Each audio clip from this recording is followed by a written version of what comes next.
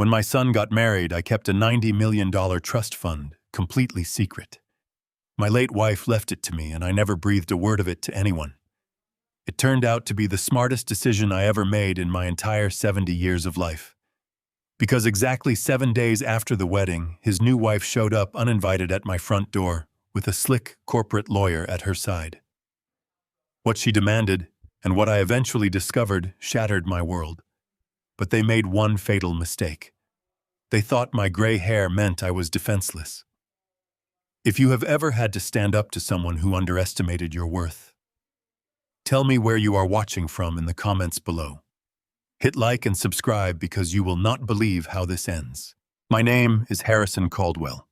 I am 70 years old, a retired mechanical engineer, and for the last 4 decades, I have lived a quiet, unassuming life in a modest ranch-style home in the suburbs of Dallas, Texas. It is a house built on memories. Every wooden floorboard, every creaking door hinge holds a piece of the life I shared with my late wife, Evelyn. When she passed away, she left behind a massive fortune from the sale of her technology patents. $90 million safely locked away in a private trust that only I controlled. But I never touched it. I continued to live on my basic pension, driving my old pickup truck and keeping the wealth a closely guarded secret. I wanted my son Lucas to learn the value of hard work. I wanted him to build his own life just like I did. It was a Tuesday morning, exactly 1 week after I had stood in a tuxedo and watched Lucas marry Monica.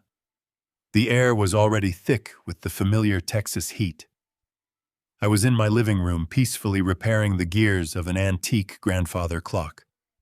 The rhythmic ticking of the brass components was the only sound in the house. I had my reading glasses resting on the bridge of my nose, my hands stained with a little bit of oil, completely lost in the simple joy of fixing something broken. Then the silence was shattered by the aggressive crunch of tires on gravel. I looked up through the front window. A pristine black Mercedes SUV pulled into my driveway, coming to a halt right behind my weathered truck. The engine cut off and the doors opened. Out stepped Monica, my new daughter-in-law. She was wearing a sharp designer white suit, her eyes hidden behind oversized dark sunglasses. She did not look like a woman dropping by to bring her father-in-law some leftover wedding cake. Her posture was rigid, her jaw tight. Out of the driver's side stepped a man I had never seen before. He looked to be in his late 30s, wearing a tailored navy blue suit and carrying a thick leather briefcase. He had the unmistakable predatory posture of a corporate lawyer. I wiped my hands on a rag and stepped out onto the porch, the wooden planks groaning familiarly under my boots. I offered a warm, welcoming smile, assuming there was some sort of post-wedding errand they needed help with. "Monica," I called out, shielding my eyes from the morning sun. "This is a surprise. Where is Lucas?" Monica did not smile back. She did not take off her sunglasses.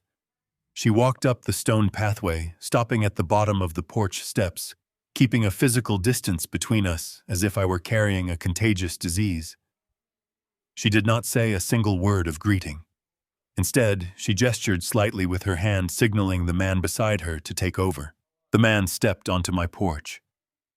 He did not extend a hand to shake mine. He simply opened his briefcase, pulled out a thick manila envelope, and dropped it onto the small patio table next to my rocking chair. The thud of the paper hitting the wood sounded unnaturally loud in the quiet morning air. "Mr. Caldwell," the man said. His voice was cold, rehearsed, and completely devoid of any human empathy. "My name is Bradley Thorne. I am the legal counsel representing the new owners of this property. I am here to formally serve you notice." I frowned, genuinely confused. I looked from the envelope to Bradley and then to Monica. "New owners? What on earth are you talking about?" "I have owned this house for 40 years. The mortgage was paid off 2 decades ago." Bradley adjusted his tie, looking at me with a mixture of pity and extreme annoyance. "Not anymore, sir. This property has been legally transferred and sold. The asset is currently in the process of being liquidated. You have exactly 72 hours to pack your personal belongings and vacate the premises. If you are still occupying this structure by 8 in the morning on Friday, the local sheriff will be called to forcibly remove you for trespassing on private property. The words hung in the air. 72 hours. Vacate. Trespassing. I felt a sudden sharp ringing in my ears. For a few seconds, my brain simply refused to process the absurd string of sentences this stranger had just spoken to me. I looked at Monica. She was staring past me, inspecting a chipped paint spot on the porch railing, looking completely bored by the destruction of my life. "Monica," I said, my voice dropping to a low, rough whisper. "What is this? Where is my son?" She finally shifted her gaze to me. She let out a heavy sigh as if dealing with a stubborn toddler. "Lucas is busy at the office, Harrison. He could not be here to deal with this drama. The house is sold. It is done. Bradley is just doing his job. You need to start packing instead of standing there asking pointless questions." My hands were trembling slightly, not from fear, but from a sudden, terrifying adrenaline rush. I reached down and picked up the manila envelope. I tore it open. Inside was a stack of legal documents: deeds of trust, transfer of ownership forms, sale agreements. My eyes scanned the dense legal jargon, looking for any explanation, any reason for this madness. Then I flipped to the last page.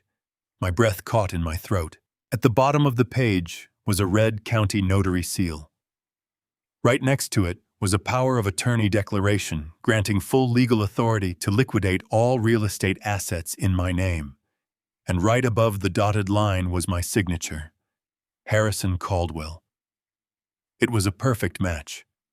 The sweeping loops of the letters, the sharp angles. It was exactly how I signed my checks, my tax returns, my contracts. It was flawless. Except for one massive, horrifying detail, I had never signed that paper. I stared at the black ink. The realization crashed into me like a freight train. This was not a mistake. This was not a misunderstanding with the bank. This was a deliberate, calculated, and highly illegal forgery. And there was only one person in the world who had access to my old tax returns and filing cabinets to trace that signature so perfectly. My own flesh and blood. My son, Lucas. Bradley tapped his expensive watch. "I strongly suggest you start calling moving companies Mr. Caldwell. The new buyers are eager to begin renovations. I will leave my card on the table. Do not try to contact my clients regarding this matter again. Any further communication will be handled exclusively through my office." He placed a glossy white business card next to the envelope. Monica turned on her heel, her high heels clicking sharply against the stone path, and walked back to the Mercedes without looking back. Bradley followed her, getting into the driver's side. The engine roared to life and the SUV reversed out of my driveway, kicking up a cloud of white dust before disappearing down the suburban street. I stood alone on my porch. The Texas sun was beating down on my shoulders, but my entire body felt ice cold. My own son and his wife of 1 week had just ambushed me. They had forged a federal document. They had stolen the house I built with my own hands. They were throwing me out onto the street like a stray dog, believing I was just a poor, defenseless old pensioner who would have no choice but to surrender. I looked down at the forged signature again. A strange, eerie calm began to wash over me. The shock was fading, replaced by the analytical precision of a man who had spent his life solving complex mechanical failures. They thought I was weak. They thought I was naive.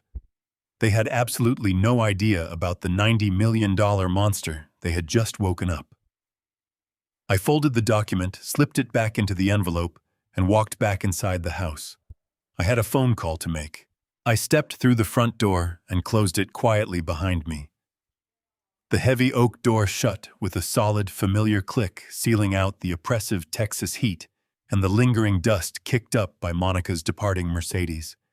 Inside the house was perfectly still, save for the rhythmic, steady ticking of the grandfather clock I had been repairing just minutes earlier. It was a sound that had always brought me peace, a mechanical heartbeat that grounded me to this space. But now each tick felt like a relentless countdown. 72 hours. That was all the time they had given me. 3 short days to erase 40 years of my life. I walked slowly into the kitchen, my boots scuffing softly against the hardwood floors that Evelyn and I had painstakingly laid down ourselves. I placed the manila envelope on the cold granite island. The air conditioning hummed to life, sending a sudden chill over my sweat-dampened shirt. I did not panic. I did not throw things or shout into the empty rooms. That is simply not how my mind works. Decades of engineering had trained me to approach sudden catastrophes with cold, detached logic. When a heavy bridge collapses or a vital turbine fails, you do not waste time crying over the wreckage. You isolate the structural weakness. You find the exact point of failure. My point of failure, it seemed, was my blind, unconditional trust in my own son. I pulled out one of the heavy wooden bar stools and sat down. My hands, still bearing faint traces of dark oil from the clock gears, reached for the documents. I pulled the papers out of the envelope again and spread them carefully across the smooth stone surface. The transfer of ownership, the quitclaim deed, the aggressive eviction notice. I lined them up with the precise, methodical care of a man reading a complex blueprint. I leaned in, my eyes fixing intently on the final page of the main legal packet. The power of attorney declaration. It was dated a little over a month ago. I ran my calloused index finger over the signature at the bottom. Harrison Caldwell. It was an absolute masterpiece of deception. Whoever had done this had not simply rushed through a sloppy imitation. They had studied my handwriting with a terrifying dedication. The slight upward slant of the capital H, the deliberate sharp cross of the T in my last name, the way the dark ink trailed off at the very end of the double L. It was all there. A casual observer, even a standard bank teller, would have approved it without a second thought. But I knew my own hand. And more importantly, I knew the physical mechanics of ink on paper. The pressure applied to the pen was wrong. The signature lacked the fluid, unbroken momentum of a man effortlessly writing his own name. It was carefully drawn, not written. But knowing it was a calculated forgery was only the first step. The more pressing question was how they had managed to orchestrate this entire scheme. Monica, with her tailored designer suits and entitled smirk, was certainly cunning enough to conceive the idea. Her chilling, condescending smile on the porch replayed vividly in my mind. She had looked at me not as a father-in-law, but as an annoying, obsolete obstacle standing directly between her and a massive payday. She had stood there casually examining her expensive manicure while her lawyer handed down a swift death sentence to my peaceful retirement. But Monica did not have access to my private filing cabinets. Monica did not know where I securely kept my old tax returns, my property deeds, or my personal identification documents. Only one person had the keys to this house. Only one person knew my daily routines, my private habits, and my schedule. Lucas, my son, the boy I had patiently taught to ride a bicycle in the very driveway he was now trying to ruthlessly steal. The betrayal began to crystallize in my mind, rapidly hardening into something incredibly sharp and dangerous. I thought back to the lawyer Bradley Thorne. He had handed me that threatening card with the cold, calculated efficiency of a corporate executioner. He had explicitly mentioned a large moving crew arriving on Monday at exactly 8 in the morning. Why Monday? I asked myself, staring blankly at the kitchen wall. Why the intensely aggressive 72-hour timeline? In the ruthless world of commercial real estate and legal evictions, 72 hours is an impossibly narrow window. It is intentionally designed to induce immediate panic. It is a psychological warfare tactic meant to completely overwhelm the victim, forcing them to frantically scramble for moving boxes instead of securing a competent defense lawyer. They desperately wanted me disoriented. They wanted me exhausted and deeply humiliated, hauling black trash bags into the back of my old pickup truck before the weekend was even over. They knew perfectly well that if I had enough time to think clearly, if I had sufficient time to boldly contest the eviction through the proper legal channels, their fraudulent power of attorney would not hold up for a single second. under the strict scrutiny of a federal judge. The aggressive speed of their sudden attack was their only real tactical advantage. They were relying entirely on the arrogant assumption that a 70-year-old widower seemingly living on a modest fixed pension income would completely lack the massive financial resources and the emotional stamina required to fight back against a slick, well-funded corporate law firm. They wrongly assumed I would simply bow my tired head, pack my cherished memories into cheap cardboard boxes, and quietly disappear into whatever miserable low-income housing facility I could manage to afford. I leaned back heavily in the wooden bar stool and let out a slow, steady, calculated breath. The antique grandfather clock in the living room chimed the quarter hour. It was a beautiful, deeply resonant sound. I was not going anywhere. The naive, overly trusting father who had proudly stood in a tuxedo at his son's lavish wedding exactly 7 days ago was permanently gone.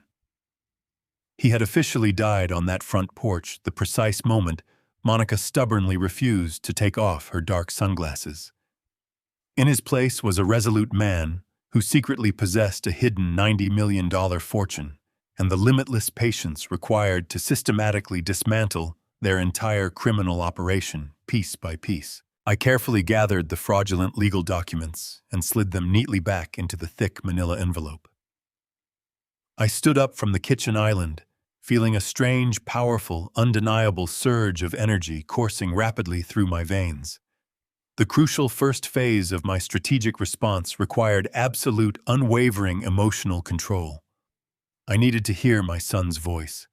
I needed to hear exactly how he would cowardly attempt to justify this sudden nightmare.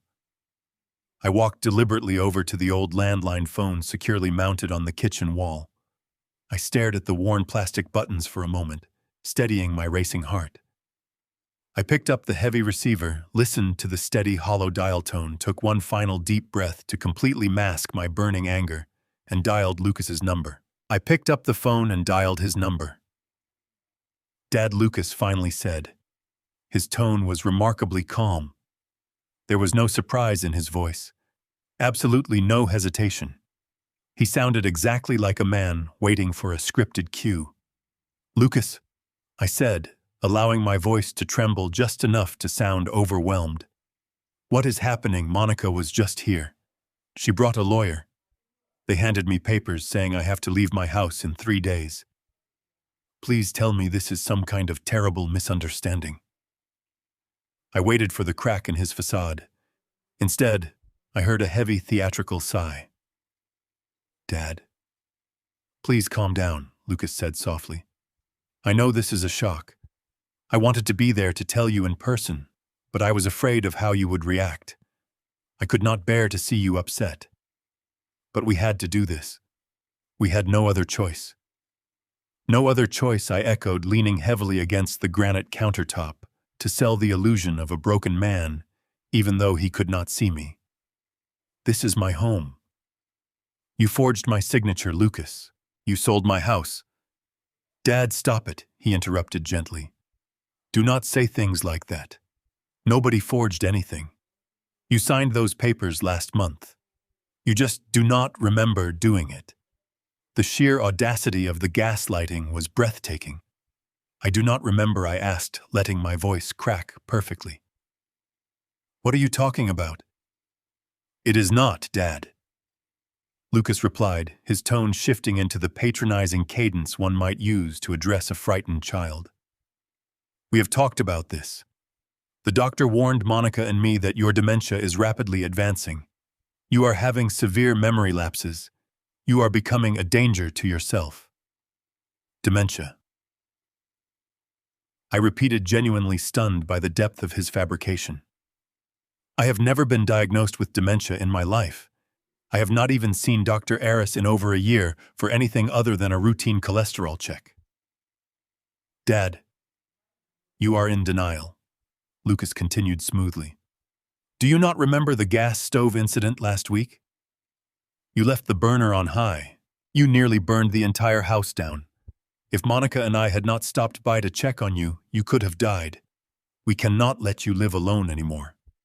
It is simply not safe. I closed my eyes. The gas stove incident. The memory played back in my mind with crystal clarity. Lucas had come over to make us a pot of soup. He had specifically asked me to go out to the garage to find an old socket wrench for him. While I was outside, he must have cranked the burner up intentionally, letting the broth boil over onto the open flame. He orchestrated a fire hazard just to build a fake medical narrative against me. He had laid the groundwork for this betrayal right in front of my face. I vividly remembered wiping the greasy soot off the expensive ceramic stovetop after they abruptly rushed out the door. "I did not leave the stove on, Lucas," I whispered, injecting a note of desperate pleading into my tone. "You were cooking the soup. You asked me to go to the garage." "See, this is exactly what the doctor warned us about," Lucas said, his voice brimming with counterfeit heartbreak. "You are fabricating memories to cover up the blanks. You are confusing the details, Dad." It breaks my heart to hear you like this. It really does. But it only proves that Monica and I made the right decision. We sold the house to secure you a spot in a premier assisted living facility. We took the equity and paid for a comprehensive care package. You will have round-the-clock medical supervision, hot meals, and a safe environment. We did this to save your life. A premier assisted living facility. The words sounded luxurious, responsible, and incredibly fake. I knew exactly how much my house was worth, and I knew how much those facilities cost. The math did not add up. If they had truly secured a place for me, they would have involved me in the transition. They would not have sent a corporate lawyer with a 72-hour eviction notice and a threat involving the local sheriff. "Lucas, please," I said, forcing a sob into my throat. "You cannot force me out of my home. I built this house with your mother. Her garden is here. Her memories are here. You cannot just pack me away like an old piece of furniture." I waited in the heavy silence, wondering if the mention of his mother would pierce his armor. Evelyn had adored Lucas. She had spoiled him, protected him, and believed he would grow into a man of honor. For a brief second, the line was completely quiet. "Dad, Mom is gone," Lucas finally said. His voice was completely devoid of emotion now. The sympathy had evaporated, leaving behind a cold, hard pragmatism. "And if she were here, she would want you to be safe. She would agree with us. You are no longer capable of making adult decisions. You are sick. You need to accept that." The cruelty of using his dead mother to justify his crime was the final confirmation I needed. My son was gone. The boy I raised had been entirely replaced by a desperate, greedy stranger willing to discard me for a quick payday. "The movers will be there on Monday morning at 8 sharp. Lucas continued, stepping fully into his role as the absolute authority. "You need to have your clothes and personal items packed. Do not try to take any of the large furniture or appliances. Those were included in the sale of the property. Monica will bring by a rental car to drive you to the new facility. Do not make this harder than it has to be, Dad. We are doing this out of love. We want what is best for you." I took a slow, steady breath. I gripped the receiver tightly, feeling the hard plastic against my palm. I had to swallow every instinct that screamed at me to expose his lies, to tell him I knew about the forgery, to promise him ruin. But I needed more time. I needed to execute my plan flawlessly. "Okay, Lucas," I whispered, sounding utterly defeated. "Okay. I will pack my things. I am just so confused. I am so tired." "I know, Dad," he replied smoothly. "Just rest. We will handle everything." He hung up. I slowly placed the receiver back onto the wall hook. The soft plastic click echoed through the empty hallway. The sheer magnitude of their betrayal settled over me like a suffocating blanket. They had successfully stolen my past, and they believed they had completely dictated my entire future. They were absolutely terribly mistaken. I walked over to the kitchen sink and splashed cold water onto my face. I dried my hands on a cotton towel, staring at my reflection in the window pane above the faucet. I was old, yes, but I was far from finished.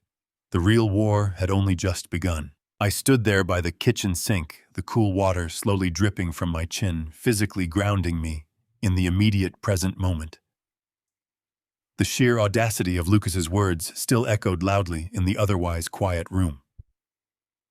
Dementia.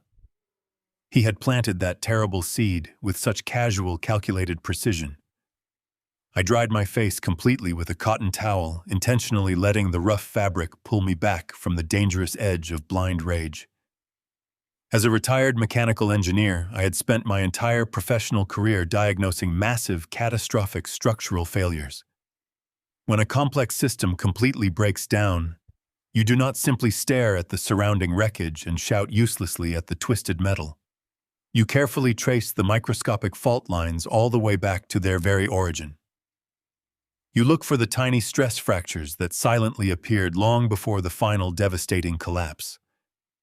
My own son was not just lying to cover up a spontaneous, opportunistic theft. He was ruthlessly executing a meticulously designed long-term strategy. He had been quietly laying the foundation for my supposed mental decline for weeks, perfectly preparing the medical narrative, so that when the final blow eventually fell, no one in the world would ever question his motives. The burning anger inside my chest began to crystallize, freezing into a sharp, crystalline clarity. I deliberately walked away from the sink and sat back down on the heavy wooden bar stool. I needed to systematically dissect his alibi. I needed to critically examine the structural integrity of his elaborate lies. And the central weight-bearing pillar of his entire fabrication was the terrifying incident with the gas stove. I closed my eyes and allowed the memory of that specific afternoon to play back in my mind, frame by frame, examining every tiny detail I had previously overlooked. It had happened exactly 10 days ago. Lucas had stopped by the house completely unannounced on a random Thursday afternoon. He had cheerfully brought 2 bags of premium organic groceries, insisting that he wanted to cook his old man a healthy batch of homemade vegetable soup. It had seemed like such a rare, deeply touching gesture of filial affection at the time. I had sat at this very kitchen island, happily watching him chop carrots and celery, feeling a warm, familiar swell of pride for the son I had raised. He had filled the large stainless steel pot, placed it directly on the front right burner, and ignited the bright blue flame. Then came the crucial pivot. The exact moment the microscopic stress fracture occurred. Lucas had turned to me, calmly wiping his hands on a kitchen towel, and asked a highly specific question. He casually asked if I still had that specific set of metric socket wrenches securely stored out in the garage. He confidently claimed he desperately needed to borrow them to fix a loose rattling bracket on Monica's expensive car. He knew exactly where I kept them, buried at the very bottom of my heavy steel toolbox, in the darkest, most cluttered corner of the detached garage. It was a tedious task that would take me at least 10 or 15 minutes to properly complete. I had smiled, genuinely happy to be useful to my son, and walked out the back door without a single trace of suspicion. The very moment my boot stepped outside onto the concrete, the deadly trap was set into motion. While I was struggling in the stifling, oppressive heat of the garage, shifting heavy metal trays, and blindly searching for the specific metric sockets, Lucas had not been waiting patiently in the kitchen. He had intentionally turned the gas burner up to its absolute maximum setting. He had coldly ensured the soup would boil over rapidly, effectively drowning the open flame, while leaving the heavy toxic gas freely pumping into the enclosed kitchen space. And then he simply walked out the front door and drove his car away. He did not bother to say goodbye. He did not wait for the wrenches he supposedly needed. He completely abandoned the house, leaving his own father to walk back inside to a kitchen, rapidly filling with highly combustible, suffocating smoke. I vividly remembered coughing violently, my eyes watering intensely, as the shrill, deafening shriek of the smoke alarms suddenly pierced my ears. I had rushed forward in a panic, desperately waving a dish towel to clear the thick gray fog, and twisted the plastic knob to firmly shut off the hissing gas line. Less than 5 minutes later, Lucas and Monica had burst violently through the front door, panting heavily and looking completely terrified. They convincingly claimed they had driven halfway down the street, realized they had forgotten to say a proper goodbye, and turned around just in time to see the dark smoke pouring from the kitchen window. They had rushed directly to my side, grabbing my shaking shoulders, acting deeply traumatized by the event. Lucas had looked me dead in the eye and asked with perfect, heartbreaking sincerity why I had turned the stove up so high and carelessly wandered off. I had been so utterly disoriented by the thick smoke and the blaring alarms that I had actually doubted my own memory. I had apologized to them. I had apologized genuinely, believing I had made a foolish, incredibly dangerous mistake due to my advancing age. Now sitting alone in the absolute silence of my kitchen, the horrific truth slammed into my chest with devastating, undeniable force. It was not a lapse in my memory. It was a carefully staged crime scene. Lucas had orchestrated a potentially lethal fire hazard just to forcefully manufacture a documented incident of my supposed cognitive decline. He was aggressively building a fake medical history, a solid paper trail of incompetence to legally justify his fraudulent power of attorney. He had actively risked my life simply to steal my home. The realization was so profoundly dark and twisted that it immediately stripped away every last lingering trace of paternal affection. My son was operating with the cold, ruthless efficiency of a corporate predator. If I simply marched over to his house right now, wildly waving my arms and shouting loudly about forgeries and staged fires, I would be playing directly into his carefully crafted deceptive narrative. I would look exactly like a paranoid, deeply confused old man suffering from aggressive, late-stage dementia. The local authorities would look at his perfectly forged legal documents, listen to his remarkably sympathetic, practiced lies about the kitchen fire, and kindly escort me away to the psychiatric ward. Fighting them with honest, righteous outrage was a guaranteed, undeniable path to total ruin. I could not use brute force to win this battle. I had to use complete deception. I remained seated at the island, staring at the empty air, actively embracing my new reality. I had officially gone undercover in my own life. They wanted a helpless, compliant victim, and I was going to give them an award-winning performance. My son thought he was the master architect of my ultimate demise, completely unaware that he had just willingly handed me the exact blueprints to his own total destruction. I stepped away from the wooden barstool, leaving the kitchen island, to walk down the hall toward my private study. The heavy silence of the house pressed against my shoulders, but my mind was operating with a sharp, singular focus. I needed my tools. A mechanical engineer never relies solely on the naked eye when investigating a catastrophic structural failure. He relies on precision. I opened the top drawer of my heavy oak desk and pulled out my silver-framed reading glasses, settling them firmly onto the bridge of my nose. Right beside them lay my old jeweler magnifying loupe, a small, heavy brass instrument I had used for decades to inspect hairline fractures in aircraft-grade titanium. I picked it up, feeling its comforting weight in my palm, and walked deliberately back into the kitchen. I pulled the thick manila envelope back toward me and carefully slid out the stack of legal documents. I set aside the eviction notice and the transfer of ownership deed, isolating the single most important piece of paper in the entire stack. The power of attorney declaration. I smoothed the white sheet flat against the cool granite countertop. I leaned over, fitting the brass magnifying loupe over my right eye, and brought my face just a few inches from the paper. I had already confirmed that the signature itself was a masterful forgery, a near-perfect tracing of my own handwriting. But a signature alone does not make a legal document binding. It requires a witness. It requires a state seal. I dragged my focus away from the ink of my fake signature and slowly scanned down to the bottom left corner of the page. There, pressed sharply into the paper, was the official circular stamp of a Texas notary public. I adjusted the angle of the overhead kitchen lights to illuminate the faint embossed ridges of the blue ink. I read the tiny typed print inside the circular seal. The notary name was completely unfamiliar to me, likely a corrupt associate Bradley Thorne kept on his payroll specifically for dirty tasks like this. But it was not the name that made my breath catch in my throat. It was the date block located just below the seal. The printed text clearly stated that I, Harrison Caldwell, had personally appeared before this notary in Dallas, Texas.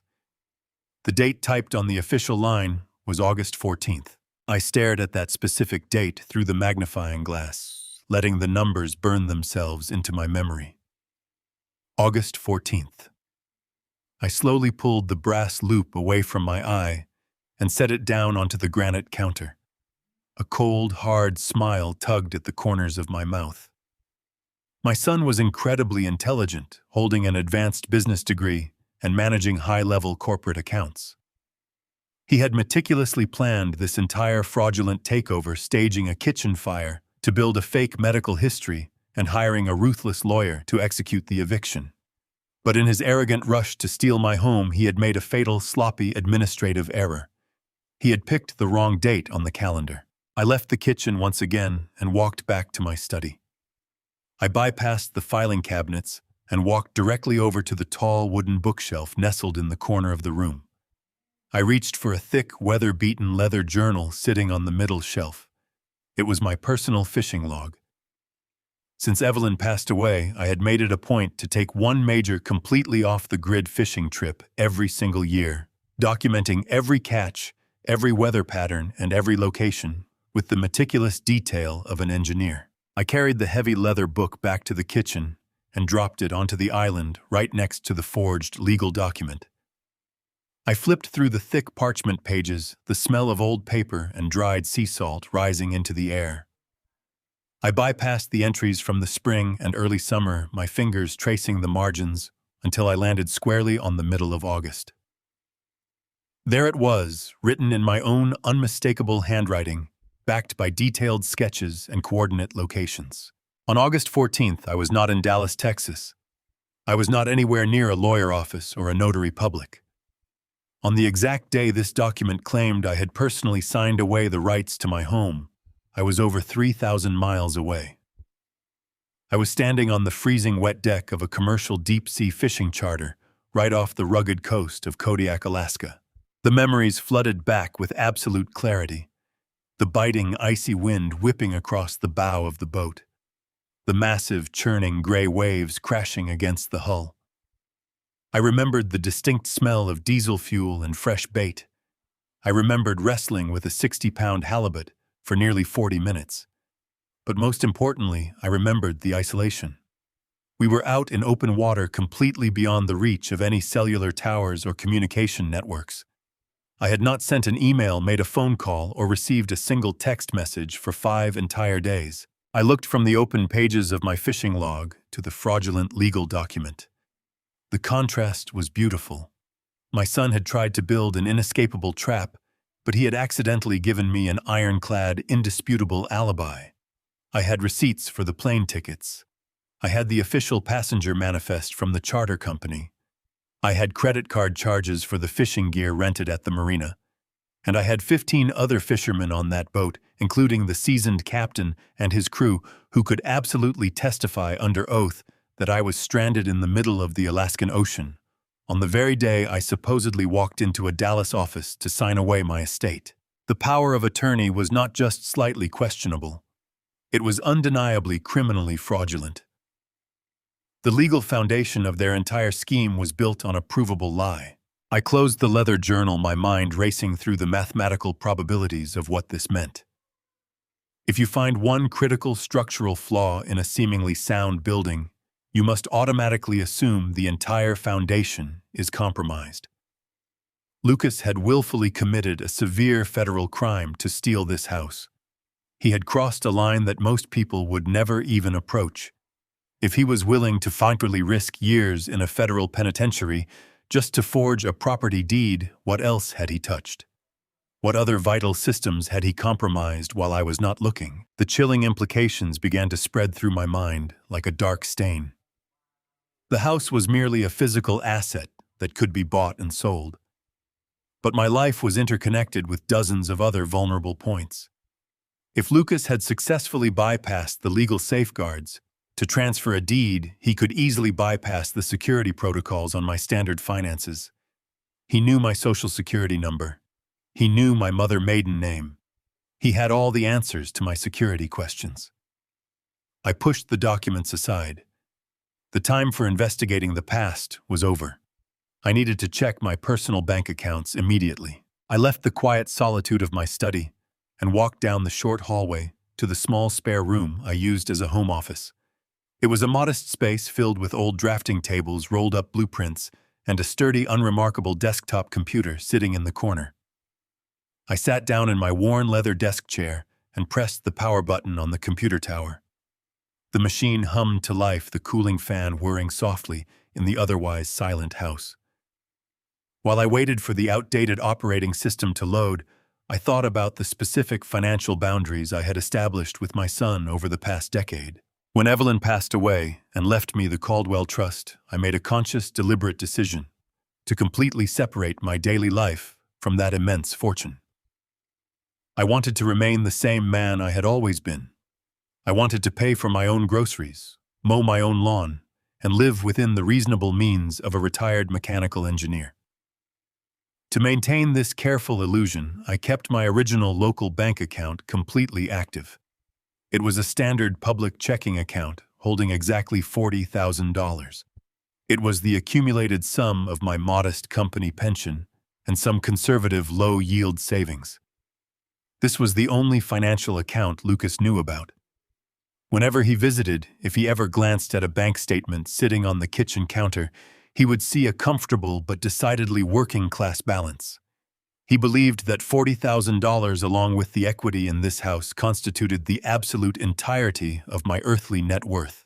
The computer screen finally brightened, casting a pale bluish glow across my face.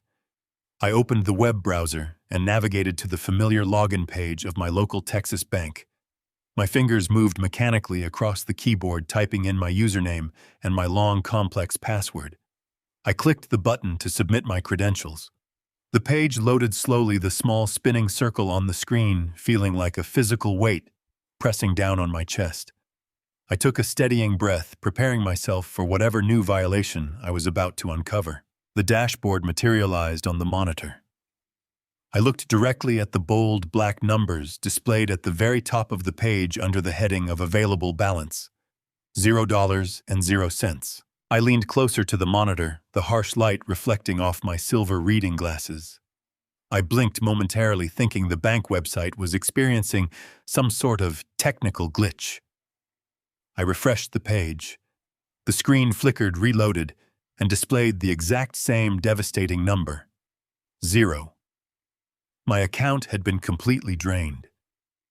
Every single penny I had earned from 40 years of grinding honest labor at the manufacturing plant had been wiped out. I did not feel panic over the lost funds. The money itself meant absolutely nothing to me. I had $90 million sitting securely in a private, heavily encrypted trust fund managed by top-tier financial experts. I could lose $40,000 every single day for the rest of my life and never even feel the impact. But the sheer, unadulterated audacity of the theft made my blood run cold. My son had not just forged a legal deed to steal the roof over my head. He had systematically reached into my pocket and stolen the very last dollar to my name. I moved the computer mouse and clicked on the detailed transaction history tab. I needed to see the exact mechanism of the theft. I needed to know how and when the extraction had occurred. The digital ledger populated on the screen, showing months of mundane, ordinary expenses. A grocery store bill here, a utility payment there. And then at the very top of the list, a massive glaring anomaly. An outgoing domestic wire transfer had been initiated and fully processed just yesterday afternoon. The withdrawal amount was exactly $39,985, leaving a negligible $15 fee balance that the bank had immediately absorbed. I clicked on the specific transaction to expand the routing details. The money had been wired directly to a commercial holding account located in Chicago, Illinois. I stared at the small typed text in the optional memo line attached to the wire transfer. The words were written with a sickening, calculated precision. Medical facility deposit. My hands curled into tight fists, my fingernails digging sharply into my palms. Lucas and Monica had actually used my own stolen pension money to fund their incredibly dark, fabricated narrative. They were moving my cash to make it look like they were responsibly securing my placement in a premier assisted living center. It was a masterful, deeply cynical stroke of accounting. If any local investigator or suspicious bank manager ever looked at the paper trail, they would see a loving son transferring his deteriorating father's assets to appropriately pay for his urgent necessary medical care. They had robbed me blind, and they had disguised the robbery as an act of profound filial devotion. I pushed my chair back from the desk, letting the wheels roll smoothly across the plastic floor mat. I steepled my fingers under my chin, staring into the dark corners of the room. The initial wave of raw, paternal heartbreak was entirely gone now. My engineering mind took over completely, breaking the situation down into cold, raw data points. Something about this elaborate crime did not make logical sense. I analyzed the variables. Lucas was a senior vice president at a prominent logistics firm. He earned a highly respectable six-figure salary complete with quarterly corporate bonuses and a generous benefits package. Monica had always proudly boasted about her affluent family background in Atlanta, constantly flaunting her expensive designer handbags and her supposedly vast investment portfolio. They lived in an exclusive high-rent district in the city. They drove imported luxury vehicles. They projected an image of absolute untouchable financial success. So why on earth would two supposedly wealthy, successful professionals risk severe federal wire fraud charges to steal a measly $40,000 from an old man? If they were simply greedy, they would have just taken the house. The house was worth nearly $500,000 in the current market. The house was a massive, lucrative asset, worth the considerable legal risk of a forged notary seal, but draining a basic checking account for a fraction of that amount. That was not an act of calculated corporate greed. That was an act of pure, unadulterated desperation. People who have millions of dollars do not risk 15 years in a federal penitentiary to steal 40 grand. They only take that kind of terrifying absolute risk when their backs are pushed entirely against a wall. They only commit that level of sloppy, traceable fraud when they are absolutely frantic for immediate liquid cash. The realization settled over me with a heavy, ominous weight. Lucas and Monica were not wealthy. They were completely, devastatingly broke. Their entire lavish lifestyle was a hollow, crumbling facade. They were drowning in some kind of massive, suffocating debt, and the pressure had finally broken them. The hurried house sale, the forged documents, the stolen pension money, the aggressive eviction notice. None of it was about upgrading their luxury lifestyle or building a brighter future.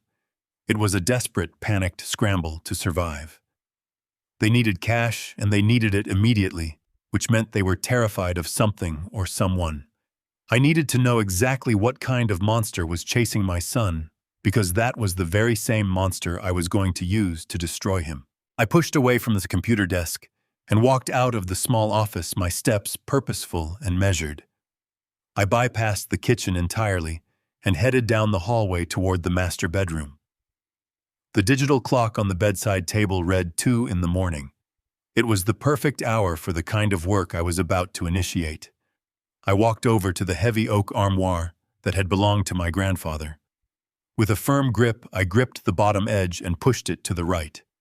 The heavy piece of furniture slid smoothly across the hardwood floor on hidden custom-installed casters, revealing a plain section of wooden floorboards. I knelt down and pressed my thumb against a specific, barely visible knot in the wood. A small rectangular panel popped open, exposing the biometric scanner of my hidden floor safe. I pressed my right index finger firmly against the illuminated glass. The heavy steel locking mechanism disengaged with a deep, satisfying metallic thud. I lifted the heavy door. Inside lay a few stacks of physical currency, some old family heirloom jewelry I had kept from Evelyn, and a small, heavy black case. I reached past the cash and pulled out the case, unsnapping the latches to reveal a sleek satellite-encrypted phone. It was a piece of hardware typically reserved for high-level corporate executives operating in hostile foreign territories. I had purchased it specifically for managing the Caldwell Trust, ensuring that absolutely none of my massive financial transactions ever crossed paths with my vulnerable public local networks. I carried the encrypted phone back to the living room and sat down in my favorite leather recliner. I powered on the device, watching the small screen illuminate the dark room with a harsh white light. I bypassed the standard dialing menu and entered a complex sequence of numbers from memory.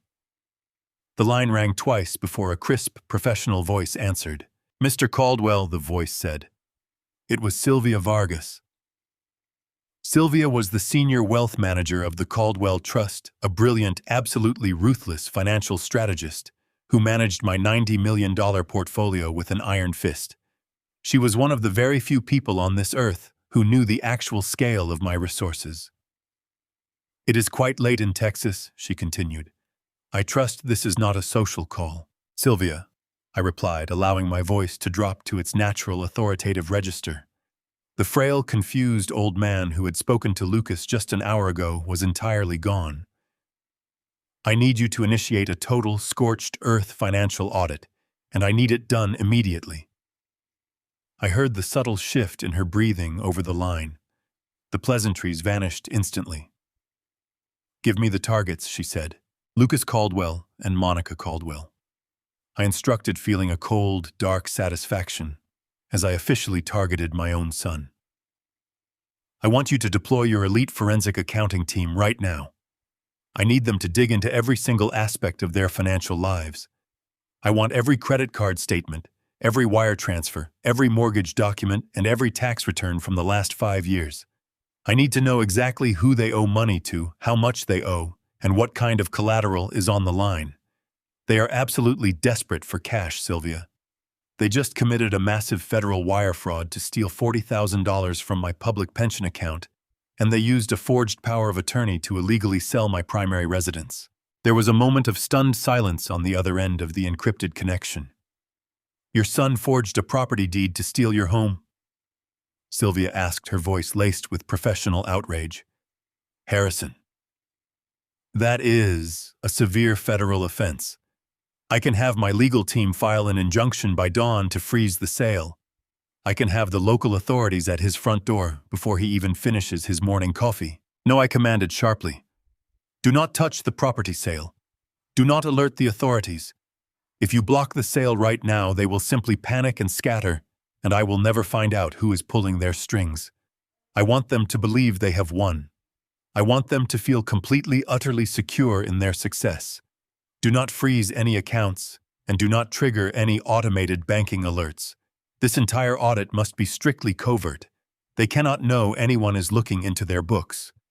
I need the raw data, Sylvia. I need to understand the exact anatomy of their desperation." "Understood," she replied smoothly, immediately adjusting to my strategic parameters. "My team will utilize ghost protocols. We will trace their digital footprint without leaving any digital fingerprints of our own."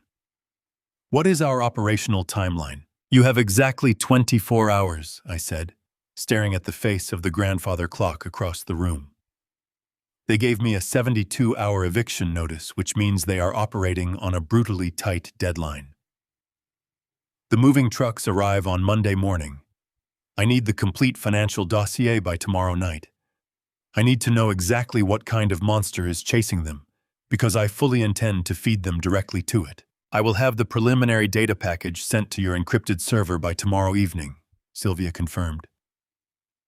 "Is there anything else you need?" "Harrison, physical security, a secure relocation team." "No," I replied calmly. "I am perfectly safe. Just get me the data." I ended the call and placed the heavy satellite phone down onto the glass coffee table. I leaned back into the leather upholstery and took a slow, deep breath, feeling the adrenaline pumping steadily through my veins. The trap was now officially set. The financial bloodhounds were off their leashes, silently tracking my son's every digital move. But while Sylvia and her team waged a quiet, invisible war in the digital realm, I still had a physical performance to maintain in the real world. I looked toward the large bay window at the front of the living room. The curtains were drawn, but I knew the reality of living in a tight-knit suburban neighborhood. People talk. Neighbors watch.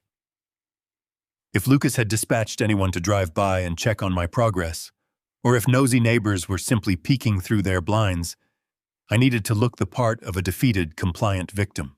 I pushed myself up from the recliner and walked out to the attached garage. I found a stack of flattened, heavy-duty cardboard moving boxes stacked near the lawnmower. I grabbed half a dozen of them along with a roll of clear packing tape and carried them back inside the house. I dropped the supplies in the center of the living room floor. The loud, harsh ripping sound of the packing tape echoed loudly as I quickly assembled the first box. I folded the bottom flaps, taped them securely, and set the empty box near the front window, intentionally placing it where it would be clearly visible from the street. I was meticulously setting the stage for a devastating war. Lucas was about to learn the true cost of betrayal. I taped the final cardboard box shut and pushed it against the wall, perfectly completing the visual illusion for anyone peeking through the front window. It was time to initiate the next phase of my strategy. To dismantle their operation from the inside out, I needed a direct line into their private world. I walked into my bedroom and opened my nightstand drawer. Hidden beneath a stack of old reading glasses were two miniature audio recorders.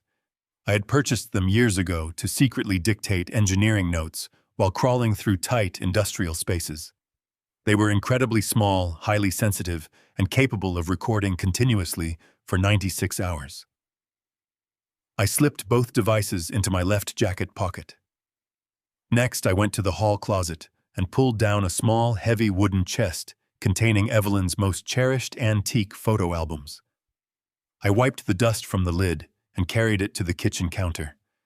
I picked up my phone and dialed Monica's number. I cleared my throat, forcing my vocal cords to tighten artificially, injecting a rough, wet tremor into my voice. She answered on the fourth ring. Her tone was sharp and impatient. I took a shallow, shaky breath and spoke. "Monica," I said, allowing my voice to break pitifully. "It is Harrison. I am so sorry to bother you." There was a heavy sigh on the other end of the line. "What is it, Harrison?" she asked, her voice dripping with extreme condescension.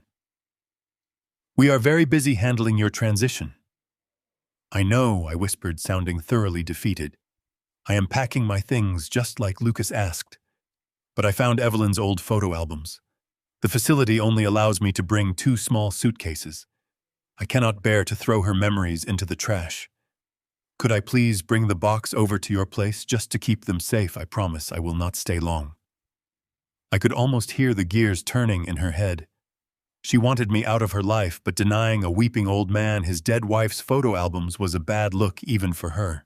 Besides, allowing me to drop them off fed perfectly into her narrative of victory. She was the generous caretaker indulging my final pathetic requests. "Fine," she snapped. "But make it quick. Lucas is not home and I have a dozen calls to make." I thanked her profusely, laying the gratitude on thick, and ended the connection. I carried the heavy wooden box out to my truck and drove across town to their upscale neighborhood. They lived in a sprawling modern penthouse in one of the most expensive high-rise buildings in the city. As I pulled into the polished circular driveway and handed my keys to the uniformed valet, my mind recalled the stolen $40,000. This entire extravagant lifestyle was a desperate, hollow illusion, funded by deceit and theft. I took the private elevator up to the top floor, my heart steady and my hands perfectly still. I stepped off into the private foyer and knocked timidly on their massive double doors. Monica opened the door wearing a silk designer robe, a sleek tablet clutched tightly in her manicured hand. She looked me up and down, her eyes narrowing with pure, unfiltered disgust. She did not see a retired engineer. She saw a pathetic, obsolete burden. "Come in," she commanded, stepping aside without offering to help me carry the heavy box. "Just put it somewhere out of the way. Do not scuff the hardwood." I shuffled forward, intentionally rounding my shoulders and shortening my stride to mimic a frail, disoriented old man. I clutched the heavy wooden chest awkwardly to my chest, letting my hands tremble just enough to sell the performance. As I crossed the massive sunlit living room, I purposely dragged my left boot, catching the edge of an expensive Persian rug. I stumbled forward, letting out a sharp gasp, and allowed the heavy box to slip from my grip. It crashed loudly onto the floor. Several thick leather photo albums spilled out, sliding across the polished wood. "Oh, for heaven's sake," Monica hissed, rolling her eyes toward the ceiling in sheer exasperation. "Harrison, watch what you are doing." "I am so sorry, Monica," I stammered, dropping to my knees with a practiced, pathetic clumsiness. "My hands just are not working right today. I am just so confused by everything." I began to slowly, shakily gather the scattered albums. Monica stood over me, making absolutely no effort to assist. Her expression was a portrait of pure contempt. She opened her mouth to scold me further, but her tablet suddenly began to ring loudly. She glanced at the screen, her eyes widening slightly. It was clearly a call she had been anxiously waiting for. "Just clean up this mess and leave the box in the corner," she snapped, turning her back on me without a second thought. "I have to take this call. Do not touch anything else." She walked swiftly away, pacing nervously toward the far end of the open-concept kitchen, already raising her voice to whoever was on the other end of the line. This was my exact window of opportunity. The moment her back was completely turned, the frail, trembling old man vanished instantly. I moved with the swift, silent precision of a mechanic. I reached into my left jacket pocket and pulled out the first miniature audio recorder. I slid silently across the floor toward their massive custom-designed sectional sofa. I reached underneath the heavy fabric, feeling for a solid wooden crossbeam. I pressed the adhesive backing of the small device firmly against the hidden wood, securing it perfectly near the center of the room. It would pick up every single conversation held in that living space. I quietly gathered the remaining photo albums, placed them neatly back into the wooden chest, and pushed the box securely against the wall. Monica was still pacing in the kitchen, her back to me, arguing intensely about a delayed wire transfer. I stood up smoothly and walked quietly down the wide hallway toward the master suite. I knew the layout of this penthouse. Lucas maintained a private, soundproofed home office just off the main bedroom.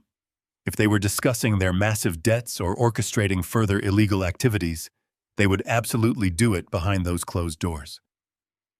I slipped silently into the office. The room was immaculate, dominated by a massive glass desk and 3 computer monitors. I did not waste time looking through his drawers. I needed a listening post that would never be casually discovered. I stepped into the small private bathroom attached directly to the office. I pulled the second audio recorder from my pocket and reached around the back of the porcelain toilet tank. I pressed the adhesive strip firmly against the cool, hidden ceramic surface, completely out of the direct line of sight. I slipped back down the wide hallway, perfectly timing my return to the living room as Monica ended her call. Dropping my shoulders, I resumed my hunched, defeated posture near the door. The Trojan horse was inside. I smiled. My covert war had officially just begun. I walked out of the opulent penthouse building and handed the valet my ticket, carefully maintaining the slow, unsteady gait of a broken man until I was securely inside the cab of my truck. The moment the heavy door shut, sealing me inside the soundproofed interior, the stooped posture vanished. I sat up straight, gripping the leather steering wheel with firm, steady hands. The drive back to my neighborhood was a blur of passing streetlights and shifting shadows. I pulled into my driveway and walked through the front door of my quiet, empty house. The grandfather clock in the hallway chimed midnight, a deep, resonant sound that perfectly matched the calculated rhythm of my racing heart. I walked past the staged cardboard moving boxes in the living room and headed directly for my private study. I sat down in the leather chair, leaving the main overhead lights off. The only illumination came from the small brass desk lamp. I unlocked the hidden floor safe, retrieved the heavy black case, and pulled out the satellite-encrypted phone. I placed it squarely in the center of the wooden desk and waited in the silent darkness. At exactly 2 a.m, the device vibrated with a single sharp tone. The screen glowed bright white, displaying a notification of an incoming encrypted data package from Sylvia Vargas. I typed in my complex alphanumeric decryption key and watched as the progress bar rapidly filled the screen.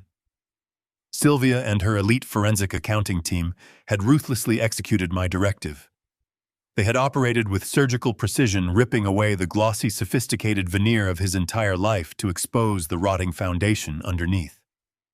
I connected the satellite phone to my secure desktop computer and opened the massive digital dossier. The files populated instantly across my large monitor. I began to sift through the organized folders, opening bank statements, intercepted credit reports, hidden mortgage documents, and complex tax returns. It was an absolute masterpiece of financial total destruction. The spreadsheet cells were bleeding a vibrant, aggressive red. I leaned forward, resting my elbows heavily on the desk, absorbing the sheer magnitude of their complete financial ruin. I expected to find a few overdrawn credit cards or perhaps an underwater secondary mortgage.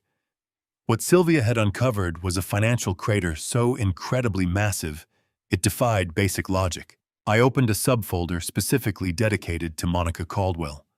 For years, she had proudly paraded around our family gatherings, loudly boasting about her prestigious career as an independent corporate strategy consultant. She had seamlessly projected the image of a highly sought-after executive flying first class to private meetings and dining with venture capitalists. The reality plainly displayed in the forensic audit was shockingly pathetic. Monica was not a consultant. Her business registration was nothing more than a hollow shell company, an empty corporate entity used exclusively to mask her actual daily activities. She was a day trader, and she was an incredibly reckless, wildly incompetent one. She had spent the last 4 years sitting in her luxurious penthouse, gambling massive amounts of borrowed money on highly volatile, over-leveraged commercial real estate margins. She had started small, using his corporate bonuses to cover early losses, but the aggressive trading had quickly spiraled into a catastrophic addiction. She had completely drained their joint savings accounts. She had quietly liquidated their retirement portfolios. She had taken out aggressive secondary loans against their imported luxury vehicles. But the most devastating document was a consolidated balance sheet Sylvia had compiled at the very bottom of the file.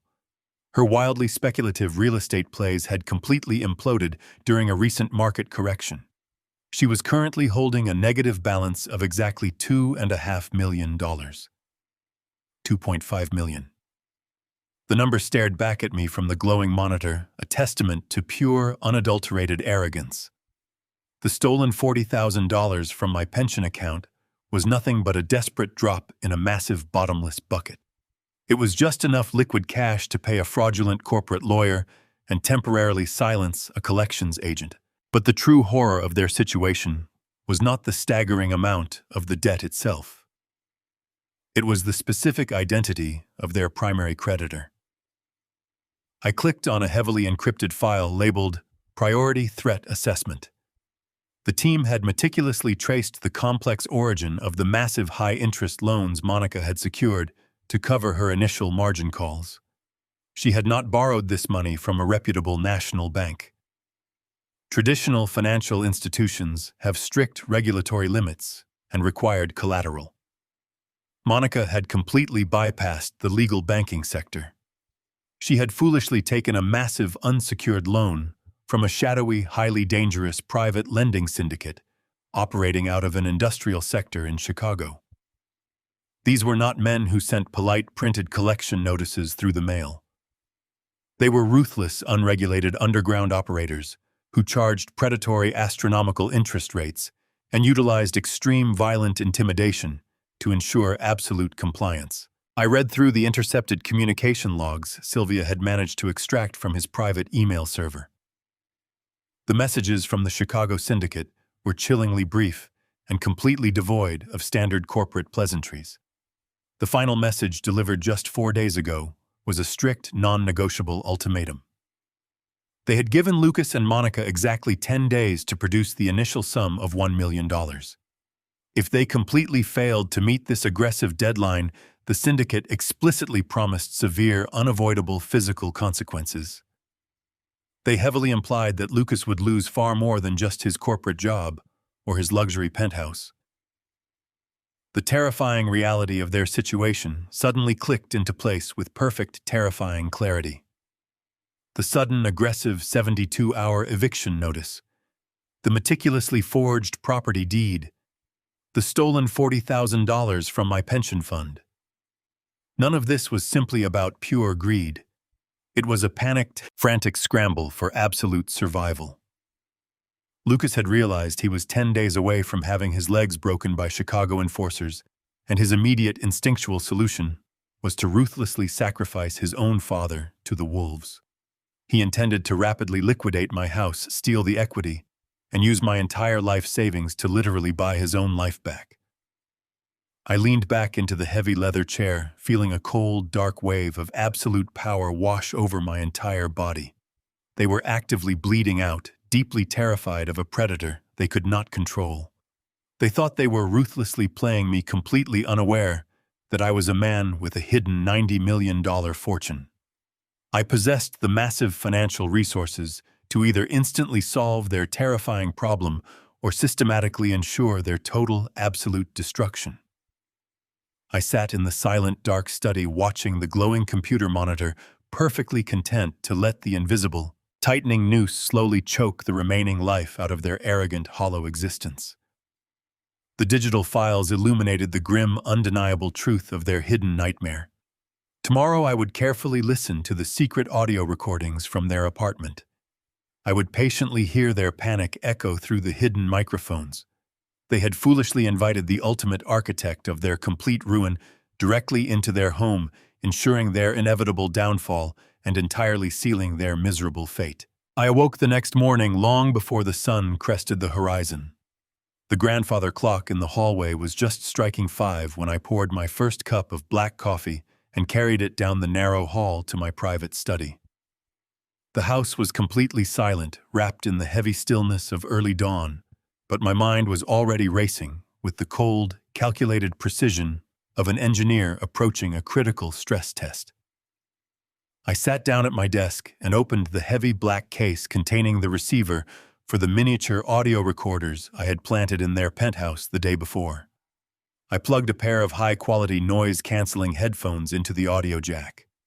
I slipped them over my ears, adjusting the padded cups until the ambient sounds of my own house faded into absolute nothingness. I reached out and twisted the small frequency dial on the receiver, tuning the signal to the specific channel assigned to the recorder hidden behind the toilet tank in Lucas's home office. At first, there was only the faint, rhythmic hiss of static, a hollow white noise that filled my ears. I closed my eyes and focused entirely on the audio feed, waiting with the infinite patience of a predator in the tall grass. A few minutes later, the static was suddenly pierced by the sharp, heavy sound of a door slamming shut. I leaned forward in my leather chair, pressing the headphones tighter against my head. The audio was remarkably clear, picking up the distinct, frantic sound of heavy leather shoes pacing aggressively across the polished hardwood floor. I could picture my son perfectly in that immaculate glass-walled office pacing back and forth like a trapped animal. The rapid, uneven rhythm of his footsteps broadcasted a level of pure, unadulterated panic that he had completely managed to hide during our phone call. He was terrified. Then I heard the distinct sound of ice clinking against the side of a heavy crystal glass, followed by the sound of liquid splashing quickly. He was pouring a drink, likely a stiff pour of whiskey, seeking chemical courage at an hour when most people were just starting their morning coffee. The pacing continued, growing faster, more erratic until the heavy office door swung open again. "Have you lost your mind?" a voice snapped. It was Monica. Her tone was completely devoid of the artificial, sickly sweet concern she used in public. It was sharp, venomous, and dripping with raw contempt. "It is barely 6 in the morning, and you are pacing a hole into the floorboards while drinking scotch. You need to pull yourself together before you ruin everything." "I am ruining everything!" Lucas shouted back, his voice cracking with a high, desperate pitch I had never heard from him before. "Are you actually hearing the words coming out of your mouth, Monica? I just committed a major federal felony. I just forged my own father's signature on a highly regulated legal document. I sold his primary residence right out from under him. Do you understand the sheer magnitude of what we have done? We did not just borrow money from a friend. We committed massive, undeniable real estate fraud. I closed my eyes, letting his full, uncoerced confession wash over me. The satisfaction of hearing him admit his crime was profound, but it was quickly overshadowed by the sheer desperation in his voice. "Keep your voice down," Monica hissed, her words cutting through the air like a serrated blade. "Do you want the entire building to hear you? The deed is done, Lucas. The paperwork was accepted. The eviction notice was served, and your father bought the entire story. He is currently packing his things into cheap cardboard boxes, completely convinced his mind is rapidly failing him. We have the absolute upper hand. You need to stop acting like a frightened child and start acting like a man who wants to survive the week." "Survive!" Lucas fired back, the clinking of his glass, indicating his hands were visibly shaking. "We are drowning, Monica. I just stole my own father's entire public pension. I wired $40,000 out of his personal retirement account yesterday afternoon just to pay the monthly interest on your massive leveraged debt. I wiped out his entire life savings, the money he worked 40 grueling years at the manufacturing plant to secure just to buy us a few extra days of breathing room. We are crossing the line, Monica. We are completely out of control. This is not just aggressive corporate accounting anymore. This is severe, highly punishable criminal behavior. If anyone looks closely at those transfer logs, if anyone contests that fraudulent power of attorney will be the one wearing a federal prison uniform for the next 20 years. Everything has my name on it." I sat perfectly still in my dark study, the black coffee growing cold in the mug beside me. The raw audio feed was confirming every single piece of data Sylvia's forensic accounting team had meticulously unearthed. Lucas was fully aware of the legal peril he was in.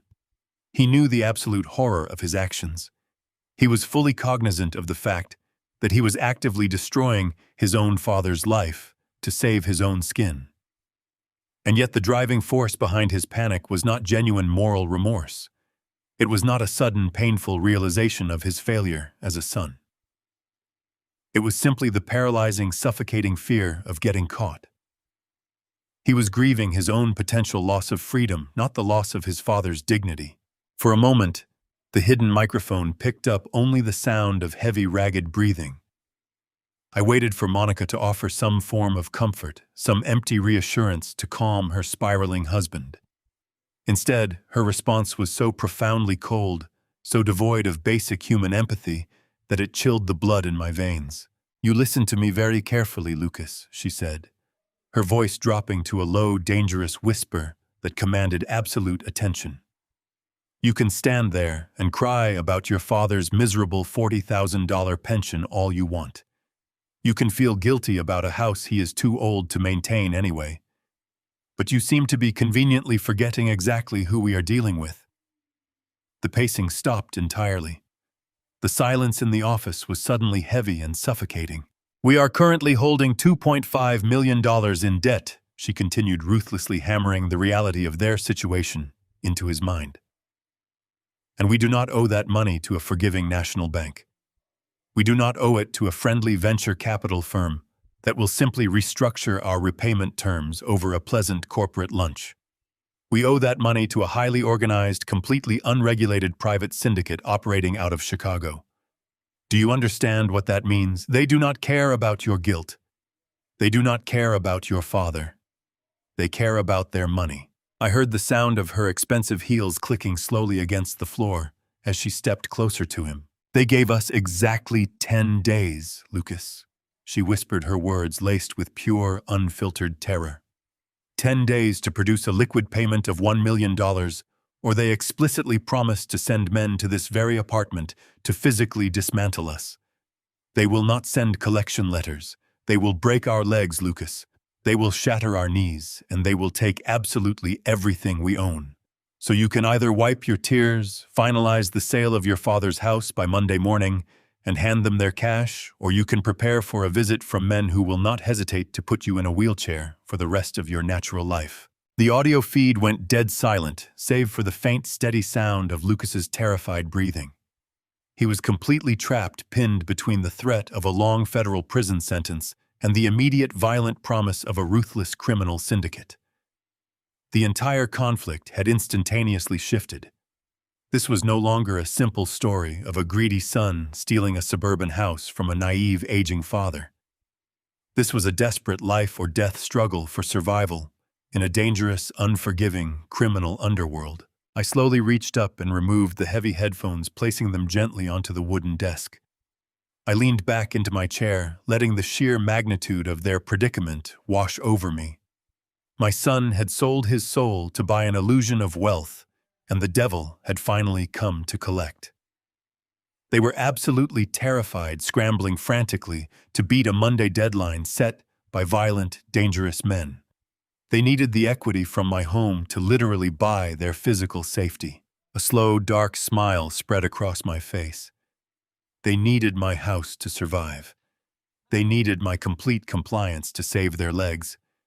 They were depending on the quiet, pathetic surrender of a confused old man. I picked up my coffee mug and took a long, slow sip. The bitter, dark liquid grounded me perfectly in the moment. The trap was set, the timeline was established, and I held the absolute power to let the syndicate tear them apart piece by piece. I sat perfectly still in the dimly lit study, the heavy leather headphones pressing firmly against my ears.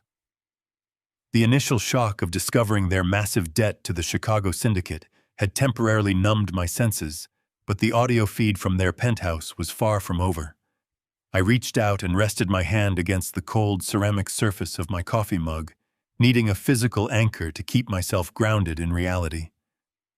Through the static-free connection, the acoustic landscape of their luxurious living room painted a vivid picture in my mind. The rapid, frantic pacing of my son had momentarily ceased. The heavy silence that followed was thick with unspoken tension, a brief pause in a conversation that was rapidly spiraling out of control. I took a slow, measured breath, waiting for the next inevitable fracture in their crumbling facade. Lucas was the first to break the quiet. His voice sounded hollow, stripped of all its usual corporate confidence. "Okay," Lucas said, his tone wavering with a sickening blend of fear and exhaustion. "Okay, we have the house equity coming. We have the $40,000 from his pension account. We can pay the syndicate their initial $1 million by Friday. But what about the rest of it, Monica? What about my father?" The lawyer gave him 72 hours. "The movers are scheduled for Monday morning. We still have to pay for his medical transition. Those premier assisted living facilities demand massive deposits up front, and we just diverted his entire pension to cover your margin interest. How are we supposed to pay for his care package now?" I pressed the headphones closer, my entire body tensing, in anticipation of her answer. I fully expected Monica to suggest taking out another fraudulent loan, or perhaps liquidating whatever small assets they had left to cover my entry into some modest state-run nursing home. What I heard instead was a sound that will haunt me for the rest of my natural life. Monica laughed. It was not a nervous laugh or a bitter chuckle born of their desperate circumstances. It was a cold, sharp, genuinely amused sound that echoed brightly across their expensive hardwood floors. It was the laugh of a predator admiring its own trap. "A premier assisted living facility," Monica repeated, her voice dripping with profound, unfiltered mockery. "Are you honestly still clinging to that ridiculous script, Lucas? That was the story we fed to your father to keep him compliant. That was the medical narrative we gave to Bradley Thorne so the lawyer would feel comfortable drafting the eviction notice. Do you actually think I would waste a single dime of our remaining capital on a luxury retirement suite for that old man? Then where is he going?" Lucas demanded, his voice rising in sudden panic. "Monica, the movers are bringing a transport vehicle on Monday. We told him he was going to a care facility. Where did you tell the transport drivers to take him?" "I found a place," Monica stated calmly, the sheer casualness of her tone striking me like a physical blow. "It is not a premier facility, Lucas. It is not even a registered medical clinic. It is an unlicensed off-the-grid hospice compound located about 10 miles north of the Mexican border. I wired a non-refundable deposit of exactly $2,000 to the property manager through an encrypted offshore account. That leaves us with $38,000 from his pension to pay the Chicago syndicate. Your father is not going to a luxury resort, Lucas. He is going to a warehouse. A warehouse, Lucas stammered, the horror finally bleeding into his voice. Monica, what are you talking about? He needs daily meals. He needs basic supervision. If the authorities check on him, if anyone from the state investigates his living conditions, they will trace it right back to us. You cannot just abandon him in an unlicensed building. Nobody is going to check on him. Lucas, Monica replied, her voice dropping into a chilling deadpan register. It is a black hole. There are no registered doctors on staff. There is absolutely no state oversight. There are no official visitor logs or medical records. The people who run this place cater specifically to families who need their elderly relatives to quietly disappear without generating a tedious legal footprint. They take the patients in, they lock the doors, and they aggressively over-medicate them to keep them quiet and compliant. They keep them heavily sedated 24 hours a day. I stopped breathing. The air in my study suddenly felt as thick and heavy as water. I stared blindly at the glowing computer screen, my mind struggling to process the absolute, unadulterated evil radiating through the headphones. They were not just stealing my money. They were not just taking my house. They were intentionally sending me to a slow, silent execution.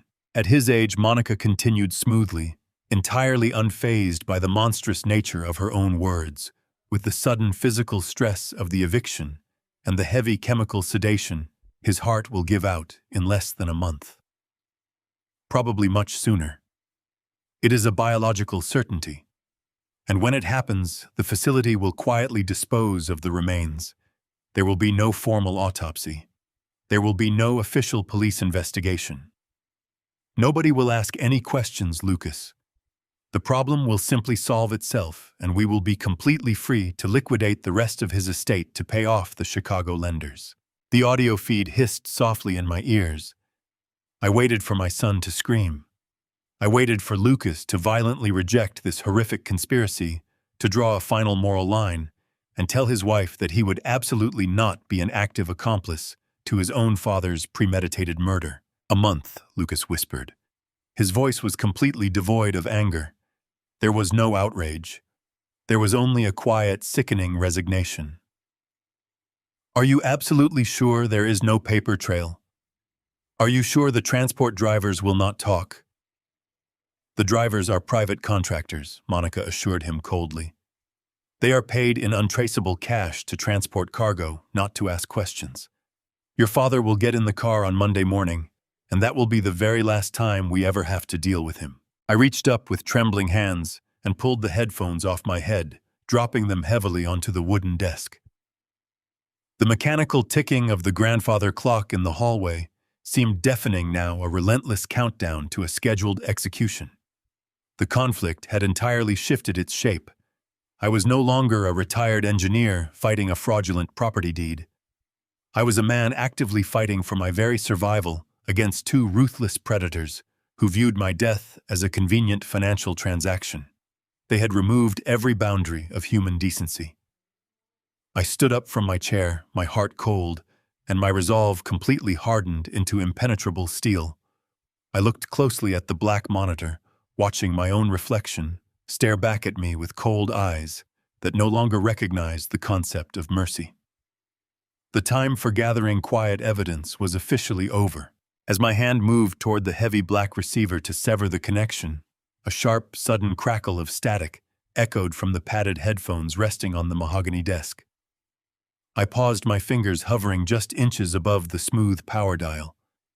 The ambient hiss of their luxurious living room had changed, replaced by a tense, heavy silence that signaled the conversation was not entirely finished. Driven by a morbid, masochistic need to hear the absolute bottom of their depravity, I slowly picked up the headset and pulled it back over my ears. Lucas was speaking again, his voice much lower now, stripped of its previous frantic energy and replaced by a hollow, trembling uncertainty. He was pacing slowly near the massive glass window of his office, his breath hitching painfully in his chest. "Monica," He whispered, the sound barely registering on the highly sensitive hidden microphone. We do not have to go this far. We can just take the equity from the house sale. The property will easily clear enough cash to pay the Chicago syndicate their initial $1 million by Friday afternoon. We can give them exactly what they demand right now, and we can find a standard basic care facility for my father. A state-run place. Somewhere cheap, but somewhere relatively safe. We absolutely do not need to send him to a border compound to die in a dark room. The silence that followed his desperate plea was thick, heavy, and completely suffocating. I could hear the faint clinking of ice against crystal as Monica stepped closer to him. You are incredibly naive, Lucas, she said, her tone entirely devoid of any marital affection or basic human warmth. You are staring directly at a burning building and trying to calculate the cost of a fire extinguisher. The $1 million we are paying the syndicate on Monday morning is merely a good faith deposit to stop them from breaking our legs. It temporarily buys us time, but it absolutely does not buy our permanent freedom. We still owe them another $1.5 million in principal plus a weekly VIG that is compounding at a highly predatory, violent rate. The house equity barely covers the initial blood money. Once the bank takes its cut and the remaining local creditors take theirs, we will be left with absolutely nothing. We will lose this expensive penthouse. We will lose the imported cars. We will be completely ruined. Lucas let out a pathetic, stifled sob that echoed sharply across the audio feed. But sending him down there, he stammered, his voice breaking, knowing exactly what they do, knowing how they deliberately over-medicate them until their hearts stop beating. Monica, that is not just financial fraud. If anyone ever investigates, if any authority looks closely, that is a homicide charge. I cannot have that immense weight on my conscience. I cannot just sit here in this apartment and wait for a phone call telling me my own father is dead. You will not just be waiting for a phone call, Monica replied smoothly, her voice gliding over the encrypted audio feed with the chilling, detached calmness of a venomous snake. You will be waiting for a very specific, highly lucrative financial payout. I held my breath, gripping the solid edge of my wooden desk, as her poisonous words hung heavily in the air.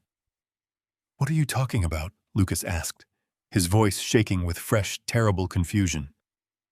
6 months ago, when I first realized my commercial real estate margins were completely collapsing, I knew we needed a catastrophic contingency plan, Monica explained, her tone dripping with dark, calculated pride. I covertly contacted a private broker who specializes in extremely high-risk underwriting. I used the forged power of attorney, along with a heavily doctored, completely fabricated set of medical evaluations, to take out a comprehensive life insurance policy on your father. Lucas gasped, a sharp, sudden intake of air that rattled the sensitive microphone. A life insurance policy, he whispered in disbelief. For how much money? $5 million, Monica stated, the massive number ringing out with absolute devastating clarity. It is a massive ironclad policy, but it has a very specific, stringent stipulation regarding his advanced age and his supposed pre-existing conditions. If he passes away naturally in a care facility, the payout is fully expedited and completely unquestioned. That is exactly why we are not sending him to a standard state-run home where legitimate doctors might ask inconvenient questions or attempt to prolong his life. That is exactly why I found the underground border hospice. It provides a guaranteed, entirely untraceable outcome. Within a month, his fragile heart will naturally fail from the intense chemical stress. The facility will quietly issue a standard, unremarkable death certificate. We simply submit the final paperwork. The insurance company wires $5 million directly into our offshore holding account, and we instantly wipe out the Chicago syndicate forever. We pay off the remaining $2.5 million, and we keep the other half to quietly rebuild our entire luxury portfolio. The sheer monumental scale of her malice hit me with the physical force of a speeding freight train. They were not merely stealing the modest roof over my aging head. They were not simply abandoning an old man to save themselves from a catastrophically bad financial bet. They had actively, meticulously orchestrated my premeditated assassination for pure, unadulterated profit. They were treating my impending murder as a brilliant corporate bailout strategy. Monica had coldly priced the remainder of my life at exactly $5 million, and she was flawlessly executing the deadly transaction with the casual, sociopathic efficiency of a routine stock trade. I sat frozen, waiting for my only son to finally break. I waited for the boy I had lovingly raised to finally shatter this demonic illusion, to violently strike down the absolute monster standing in his office and violently refuse to be a willing party to brutal patricide. I listened closely to his ragged breathing, absorbing the sickening sound of his moral compass permanently fracturing under the crushing, terrifying weight of his own pathetic cowardice. 5 million. Lucas repeated slowly, the initial horror in his trembling voice slowly morphing into a sick, twisted realization of ultimate salvation. That massive amount would clear absolutely everything. It would completely clear the violent syndicate, the underwater mortgages, the maxed-out credit lines. Everything. Yes, Monica purred softly. It completely clears the board. But only if you hold your nerve, Lucas. Only if you put him in that dark transport van on Monday morning and never ever look back. There was a long, agonizing pause. I squeezed my eyes shut, praying to a universe I barely believed in anymore for my son to make the right choice. Finally, Lucas spoke. His voice was no longer trembling. The panic was entirely gone, replaced by a dead, hollow compliance. "Okay," he whispered. "We send him to the border." I reached up and pulled the headphones off. Any lingering paternal love I possessed was instantly completely eradicated. The emotional death of my fatherhood was absolute. I was no victim. The gloves were officially off. I placed the headphones onto the desk and sat in the silence of my study. The shadows seemed to stretch, mirroring the grotesque distortion of my reality. My son and his wife were not just thieves. They were actively plotting to murder me for a $5 million insurance payout. They intended to ship me to a border facility to be chemically executed to save themselves from a criminal syndicate. A normal man would have dialed the police. A normal father would have called the authorities, handed over the encrypted audio files, and let the justice system arrest Lucas and Monica for conspiracy to commit murder. But I was no longer a normal father. The legal system would arrest them, but it would tie the situation up in years of tedious litigation. They would hire defense attorneys, plead for mercy, and paint themselves as victims. I absolutely refused to allow them that luxury. Going to the police was far too easy. It was far too sterile. They decided to treat my life as a simple financial transaction.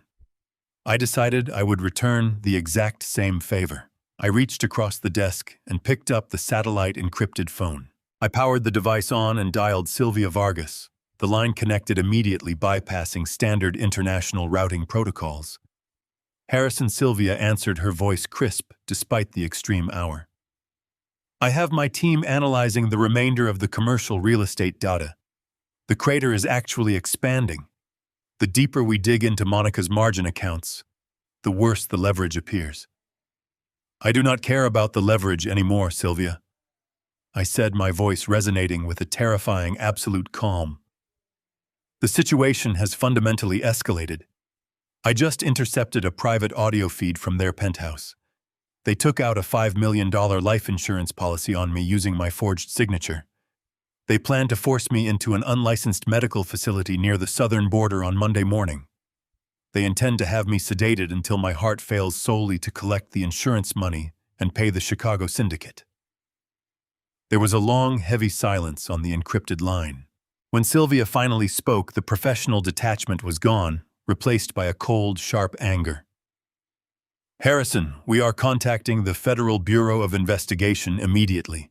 I have a direct contact in the regional directorate. We will have them in federal custody before sunrise." "No," I commanded. "Do not contact the authorities. I want to handle this my own way." "I need you to pivot your entire forensic accounting team," I instructed. Stop looking at Monica's broken real estate portfolio and focus entirely on the Chicago syndicate. You told me earlier that they hold $2.5 million in debt. I need your intermediaries to make contact with the people holding that specific paper. Sylvia hesitated for a fraction of a second. Harrison, those are incredibly dangerous people. They operate completely outside the boundaries of international banking laws. They are violent loan sharks. I am well aware of who they are, I replied smoothly. And because they operate outside the law, they are driven entirely by immediate liquid cash. They do not care about collecting weekly interest from a desperate executive if they can get their principal returned in full. I want you to authorize a direct transfer from the primary accounts of the Caldwell Trust. You are going to use my money to buy Lucas and Monica's debt. You want to pay off their loan? Sylvia asked, genuine confusion bleeding into her voice. Why on earth would you save them? I am not saving them, Sylvia. I am purchasing them. I want you to buy the debt, but you must legally acquire the promissory notes. Transfer the entire $2.5 million obligation away from the Chicago syndicate and assign it directly to a private holding corporation that I completely control. I want the syndicate to get their cash, and I want them to legally sign over every single ounce of leverage they hold over my son. Sylvia let out a slow, understanding breath. You want to become their executioner, she murmured. I want to own the axe that is currently swinging over their necks, I corrected her. How fast can your intermediaries move the funds and secure the paper? For a lump sum cash buyout of that magnitude, the syndicate will move instantly, she confirmed, returning to her usual ruthless efficiency. I will route the funds through 3 separate shell corporations to ensure the origin remains entirely anonymous. The Chicago lenders will simply think a larger, aggressive, predatory group bought out their local interest. I will have the digital contracts drafted and the funds wired within the hour. Do it, I said, and terminated the connection. I sat in the dark watching the digital clock on my computer monitor tick forward. The minutes dragged by with an agonizing heavy weight. I pictured the men in Chicago waking up to a notification that their $2.5 million problem had been miraculously solved by an anonymous corporate buyer.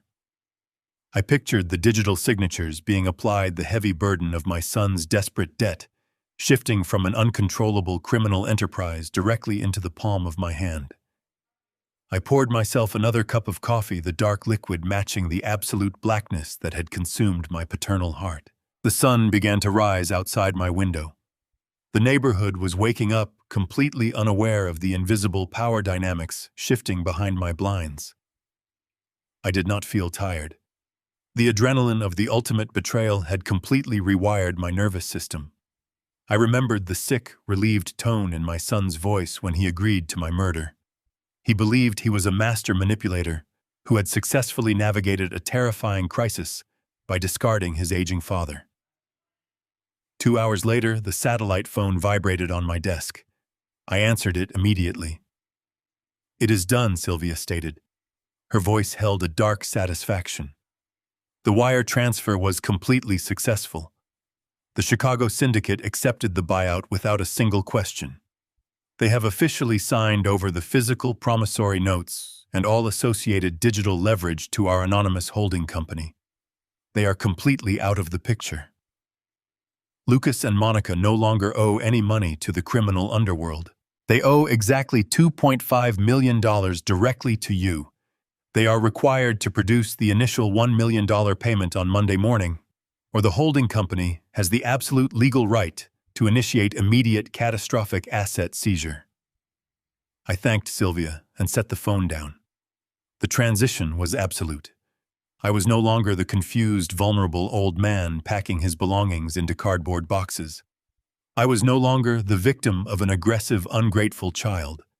I was the architect of their total destruction. I possessed the absolute legal and financial authority to crush them. They were planning to steal my home and end my life on Monday morning. I smiled at the glowing monitor. I was going to let them walk right through my front door entirely confident in their sick, twisted victory, and then I was going to drop the executioner's axe directly onto their arrogant heads. The morning of the 72nd hour arrived with a clear sunrise that painted the sky in brilliant strokes. I stood by the bay window watching the gentle light spill across the lawns. It was Monday, exactly 8 o'clock in the morning. The quiet serenity was suddenly broken by the grinding gears of a large commercial moving truck. It parked directly in front of my driveway, its engine rumbling with an invasive energy. The brakes hissed loudly as the driver killed the engine. Behind the moving truck, a sleek silver sedan pulled up to the curb. I watched from the shadows as Lucas stepped out of the driver's side. He was dressed in a sharp business suit, looking every inch the successful corporate executive. Monica emerged from the passenger side clutching her designer handbag, her face set in an expression of grim, determined annoyance. A moment later, a third vehicle arrived. It was Bradley Thorne, the corrupt attorney they had hired to facilitate the fraudulent transfer of my property. He grabbed a thick leather briefcase from his back seat, adjusting his tie with a smug, self-satisfied smirk. They gathered on the sidewalk, exchanging brief, hushed words. They were entirely confident in their victory. They were fully expecting to unlock my front door and find a broken, sobbing old man, surrounded by cheap cardboard boxes, ready to be quietly shipped off to a dark, unmarked grave. They believed they were walking into the final triumphant chapter of their brilliant financial rescue plan. I walked over to my full-length mirror. I was not wearing the faded flannel shirts that had become my daily uniform. Instead, I wore a perfectly tailored charcoal gray suit, woven from imported Italian wool. It was a garment from my previous life preserved in a hidden cedar closet. I adjusted my collar and tightened the knot of my deep burgundy silk tie. I slipped a vintage platinum watch onto my left wrist, feeling the familiar weight of undeniable wealth. The frail, confused pensioner they thought they had outsmarted no longer existed. I walked out of the bedroom and made my way down the short hallway to the living room. Sylvia Vargas was already waiting for me. She had arrived an hour earlier through the discreet back entrance, accompanied by two imposing, broad-shouldered men wearing immaculate dark suits. Their suit jackets hung open just enough to reveal federal law enforcement badges clipped to their belts. They stood silently behind my favorite leather recliner, exuding an aura of absolute terrifying authority. Sylvia stood beside them holding a sleek silver tablet, her face an unreadable mask of professional detachment. I poured myself a cup of expensive black coffee. I carried the mug to the living room and sat in the leather recliner crossing my legs. The moving boxes I had staged near the window were a perfect piece of theatrical misdirection. We waited in complete, absolute silence. Less than 2 minutes later, I heard the distinct metallic scrape of a key sliding into the front door lock. The heavy wooden door swung inward, hitting the rubber wall stop with a dull thud. Lucas stepped into the foyer first, his shoulders squared, ready to issue commands. Monica followed closely behind him, already pulling a sanitized surgical mask from her purse, as if she were entering a contaminated biohazard zone. Bradley Thorne brought up the rear, his leather briefcase clutched tightly in his hand, ready to present the fraudulent eviction paperwork to any local authorities who might happen to ask questions. "Dad, the moving team is here." Lucas called out, his voice loud and authoritative, completely devoid of the trembling terror I had heard on the audio recordings. "We need you to wrap this up immediately. The transport van for your new medical facility will be arriving in 20 minutes, and we cannot afford any delays." He marched around the corner into the living room, stopping so abruptly that his leather shoes skidded against the hardwood floor. Monica bumped roughly into his back, letting out a sharp gasp of annoyance before she peered around his shoulder. Her eyes widened into massive, terrified circles. The heavy, confident swagger instantly evaporated from both of them. They froze, completely paralyzed by the impossible scene unfolding directly in front of their eyes. I sat perfectly still in the recliner, taking a slow, measured sip of my black coffee. I did not blink. I did not offer a greeting. I simply watched them process the sudden, violent destruction of their reality. Bradley Thorne pushed his way past my paralyzed son, oblivious to the sudden shift in the atmosphere. He strutted into the center of the living room, dramatically waving a thick stack of legal documents in the air. Mr. Caldwell Bradley announced, his voice dripping with condescension and arrogant legal authority. As per the 72-hour eviction notice served to you on Friday, you are now legally required to vacate these premises immediately. The property has been officially transferred, and you no longer have any legal right to occupy this structure. If you refuse to comply with this order, I will be forced to contact the local sheriff's department to have you physically removed for trespassing. I lowered my coffee mug, resting it gently on my knee. I looked directly at the corrupt attorney, allowing a cold, razor-thin smile to touch the corners of my mouth. You are entirely welcome to contact the local authorities. Mr. Thorne, I replied, my voice smooth, deep, and resonating with absolute command. However, I believe these two gentlemen standing behind me might save you the trouble of making that phone call. Bradley finally stopped waving his papers and looked past me. His arrogant smirk faltered as his eyes locked onto the federal badges glinting under the living room lights.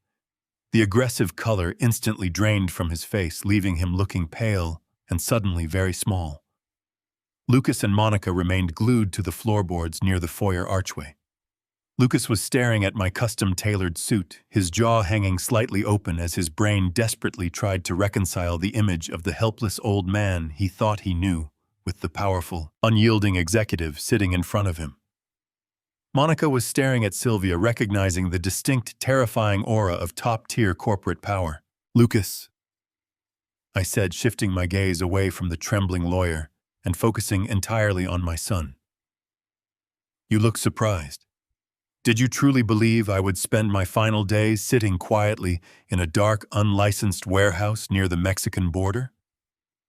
Did you honestly think I would simply allow you to drug me into an early grave so you could collect a $5 million life insurance payout? Lucas staggered backward as if he had been physically struck in the chest. He bumped hard into the wall, his breathing turning into shallow, panicked gasps.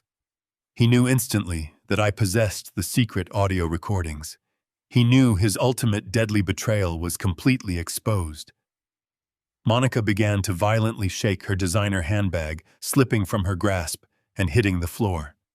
You have precisely 10 seconds to fully explain yourselves, I stated coldly, ending the charade. The silence stretched into a deep, suffocating void.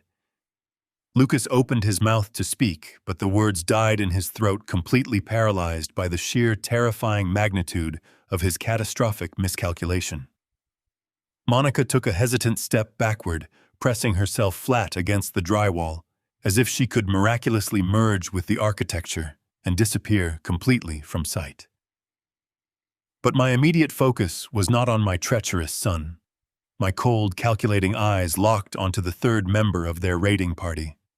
I slowly turned my head and looked directly at the corrupt attorney Bradley Thorne, the man who had gleefully facilitated this entire deadly nightmare. The arrogant smirk that had plastered his face moments ago melted away, replaced by the pale sheen of absolute terror. He looked wildly at the federal badges, then down at the eviction papers trembling in his hand, rapidly realizing that he had just walked willingly into a devastating legal meat grinder. I reached into the breast pocket of my suit jacket and pulled out a folded manila envelope. I tossed it onto the glass coffee table separating us. The package landed with a sharp smack against the glass, a sudden noise that made all three of them flinch. I did not need 10 seconds to hear your fabricated excuses. I continued, my voice steady and echoing with the unyielding authority of a judge handing down a terminal sentence. I already know exactly what you have done. Mr. Thorne, let us begin with your contribution to this conspiracy. You drafted the fraudulent power of attorney. You filed the illegal property transfer. You notarized the documents declaring me incompetent and transferring the absolute rights of my residence directly to my son. You stamped those papers with your state-issued seal, legally certifying that I sat in your downtown office last Tuesday afternoon and willingly signed away my earthly estate. I gestured toward the envelope resting on the glass surface. Open it, Bradley. I want you to look at the meticulous work my associates compiled over the past 24 hours. Bradley swallowed hard, his Adam's apple bobbing visibly above his tightened silk tie.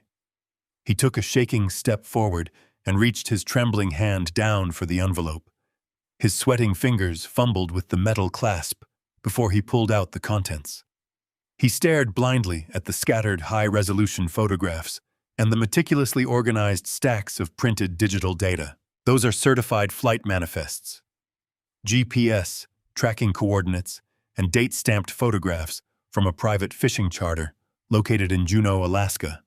I explained calmly, watching the blood drain from his face.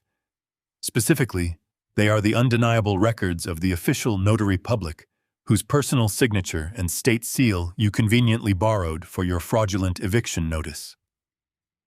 The man who supposedly witnessed my signature last Tuesday was actually sitting on a boat 3,000 miles away, entirely out of cellular range, completely oblivious to the fact that you were actively using his stolen credentials. Bradley staggered backward, as if the glossy photographs were coated in acid.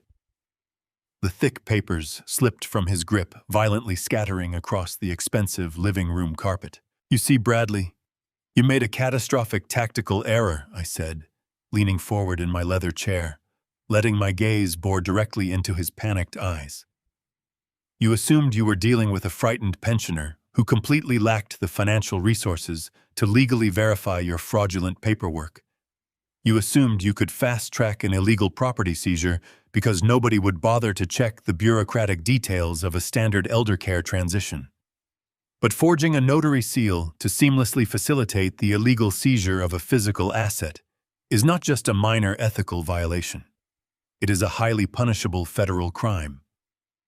When combined with the unauthorized wire transfer of my pension funds that you helped facilitate to cover your illicit fees, you have crossed the permanent threshold into massive federal wire fraud. Furthermore, because of my advanced age, your actions fall under the jurisdiction of severe elder abuse statutes. You actively participated in a coordinated criminal conspiracy to permanently ruin my life. The two federal agents standing silently behind me finally made their presence known. They stepped out from the shadows of the hallway, their overwhelming physical presence suddenly dominating the entire room. The agent on the right, a tall, broad-shouldered man with a stern expression, placed his hand firmly on his utility belt. "Mr. Thorne." The agent stated, his voice a deep, resonant baritone that left zero room for negotiation. "We have thoroughly reviewed the preliminary evidence compiled by Mr. Caldwell's legal team. We have secured expedited warrants to freeze your personal bank accounts, seize your digital devices, and audit your entire corporate practice. You are looking at a mandatory minimum of 15 years in a federal penitentiary, total professional disbarment, and the absolute destruction of your life." The facade of the confident attorney named Bradley Thorne shattered completely. The heavy leather briefcase he had been clutching dropped from his hand, hitting the hardwood floor with a loud crash that mirrored his own sudden collapse. His knees buckled, and he sank down onto the expensive Persian rug, his chest heaving with rapid, terrified gasps. He absolutely did not look at my son Lucas. He refused to even glance at Monica. In a matter of seconds, he had ruthlessly abandoned the very clients he had arrogantly conspired to protect. "Please," Bradley begged, holding his trembling hands up toward the towering federal agents, his voice reduced to a high, pathetic whine. "Please, you have to understand my position. I honestly did not know the full, terrifying extent of their deadly plan. I was just processing the standard paperwork. Lucas told me it was a normal family transition. He told me his father was severely ill and needed immediate medical placement. I can give you absolutely everything you need. I have encrypted emails. I have saved text messages. I kept a hidden ledger of their communications. I will testify against both of them right now. I will hand over the complete, highly incriminating paper trail. Just please, I am begging you, grant me full federal immunity. Do not take my legal license. Do not send me to prison. I will tell you absolutely everything about their massive, crippling debts." I watched the once arrogant corporate lawyer weep openly on my living room floor, shamelessly groveling for a shred of mercy he did not deserve. I looked down at him with nothing but pure, icy disdain. I had spent my entire adult life diligently building a solid legacy of honesty, brutal hard work, and quiet, respectable dignity. I had genuinely believed in the fundamental decency of the people around me. But sitting in that chair, watching this pathetic creature beg for his freedom, I realized that some people were simply parasitic insects willing to feed on the vulnerable until they were inevitably crushed. I leaned back into my recliner, smoothly picking up my black coffee. I took a slow sip, perfectly savoring the bitter taste, and looked down at him as if he were nothing more than a speck of dust dirtying my immaculate floor. "Immunity is entirely off the table, Mr. Thorne," I said quietly. "You built your career by preying on the weak. Today, however, you finally made the fatal mistake of preying upon the absolute wrong man." The 10 seconds ticked by in a brutal, agonizing silence. Bradley Thorne remained a crumpled, weeping mess on my Persian rug, while Lucas simply stared at me, his eyes wide and vacant, as if his mind had entirely shut down. It was Monica who finally broke the profound quiet. Her survival instinct, honed by years of corporate ruthlessness and predatory ambition, violently kicked in. She straightened her spine, smoothing the front of her expensive silk blouse with trembling fingers. She pointed a sharp, perfectly manicured nail directly at my chest. "You are bluffing!" she shrieked, her voice echoing shrilly off the high ceilings and completely shattering the tense atmosphere. "You are a pathetic, delusional old man playing a ridiculous game of dress-up. This house legally belongs to us. We hold the signed property deed. We hold the absolute medical authority over your estate. You have absolutely no power here, Harrison. You have no money, you have no leverage, and you certainly have no right to question our decisions. You are going to get into that transport van, or I swear I will have these officers arrest you for trespassing in my home." I did not raise my voice to match her hysterical screaming. Instead, I calmly reached into my suit pocket and withdrew my cellular phone. I tapped the screen once seamlessly, pairing the device with the premium surround sound entertainment system I had installed in the living room years ago. I pressed play. Instantly, the crisp, unmistakable sound of Monica's own voice filled the expansive room, amplified by the hidden acoustic speakers. The audio was pristine, capturing every single inflection of her previous night's conversation. "I found a place," the recorded, Monica stated calmly, her digitized words dropping like heavy stones into the suddenly frozen room. "It is an unlicensed, off-the-grid hospice compound located about 10 miles north of the Mexican border. They cater specifically to families who need their elderly relatives to quietly disappear." Monica physically recoiled as if she had been struck by a whip. She covered her mouth with both hands, a choked guttural sound escaping her throat. I watched Lucas as the recording continued to play, his own hollow, cowardly voice broadcasting his ultimate betrayal to the entire room. But the recording did not stop there. It continued directly into the darkest, most vile segment of their conspiracy. The speakers projected Monica's chilling explanation of the $5 million life insurance policy, her meticulous, premeditated plan to intentionally cause my cardiac failure through aggressive chemical sedation, and her gleeful anticipation of cashing out my life to save their collapsing empire. The color drained entirely from my son's face, leaving his skin a sickly, translucent gray. His knees visibly buckled, and he grabbed the edge of the foyer table to prevent himself from collapsing completely.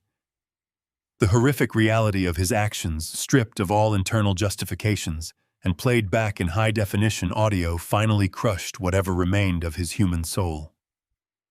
The 2 federal agents standing behind me shifted slightly, their hands resting near their tactical belts, entirely prepared for any sudden, desperate movements. I pressed the screen, plunging the room back into a heavy, suffocating silence. "You thought you were incredibly clever," I said, my voice cutting through the quiet like a polished razor. "You thought you could treat a human life as a simple, disposable asset on a spreadsheet. You planned to chemically execute your own father to cover your catastrophically stupid financial gambles. You assumed I was deaf-blind and entirely defenseless." I slowly stood up from the leather recliner, buttoning the front of my charcoal jacket. I stood at my full height, projecting an aura of absolute, uncompromising authority that Lucas had never seen from me before. I reached into the inside pocket of my jacket and pulled out a thick, folded stack of legal documents. I walked slowly across the Persian rug, stepping carefully around the weeping form of Bradley Thorne, until I stood just a few feet away from my trembling son. You tried to brutally murder me to pay off a $2.5 million debt. I stated my words, precise and utterly devoid of mercy. You forged documents, you hired corrupt lawyers, and you planned to toss my body into an unmarked grave to satisfy the violent demands of a Chicago lending syndicate. You believed that $5 million in fraudulent insurance money would perfectly balance your ledger and set you entirely free. I held the thick stack of papers up, letting the morning light catch the harsh, heavy ink of the syndicate's financial contracts. But you owe the exact wrong people now, Lucas. Lucas stared blindly at the papers, his mind unable to process the shifting landscape of his destruction. What are those? He whispered, his voice cracking into a dry, pathetic rasp. These are the original promissory notes, I explained, tossing the heavy documents onto the glass coffee table where they landed with a definitive final thud. They are the absolute legally binding contracts detailing every single dollar you borrowed from the Chicago Underground. Early this morning, while you were busy dreaming about your $5 million payout, I instructed Sylvia to contact your lenders. I authorized my private financial team to execute a hostile, immediate buyout of your entire criminal portfolio. Monica let out a sharp, ragged breath, her eyes darting frantically between the documents, the federal agents, and my unyielding face. A buyout, she stammered, her voice shaking violently. How could you possibly afford a buyout? You are a retired engineer. You live on a fixed pension. We saw your bank accounts.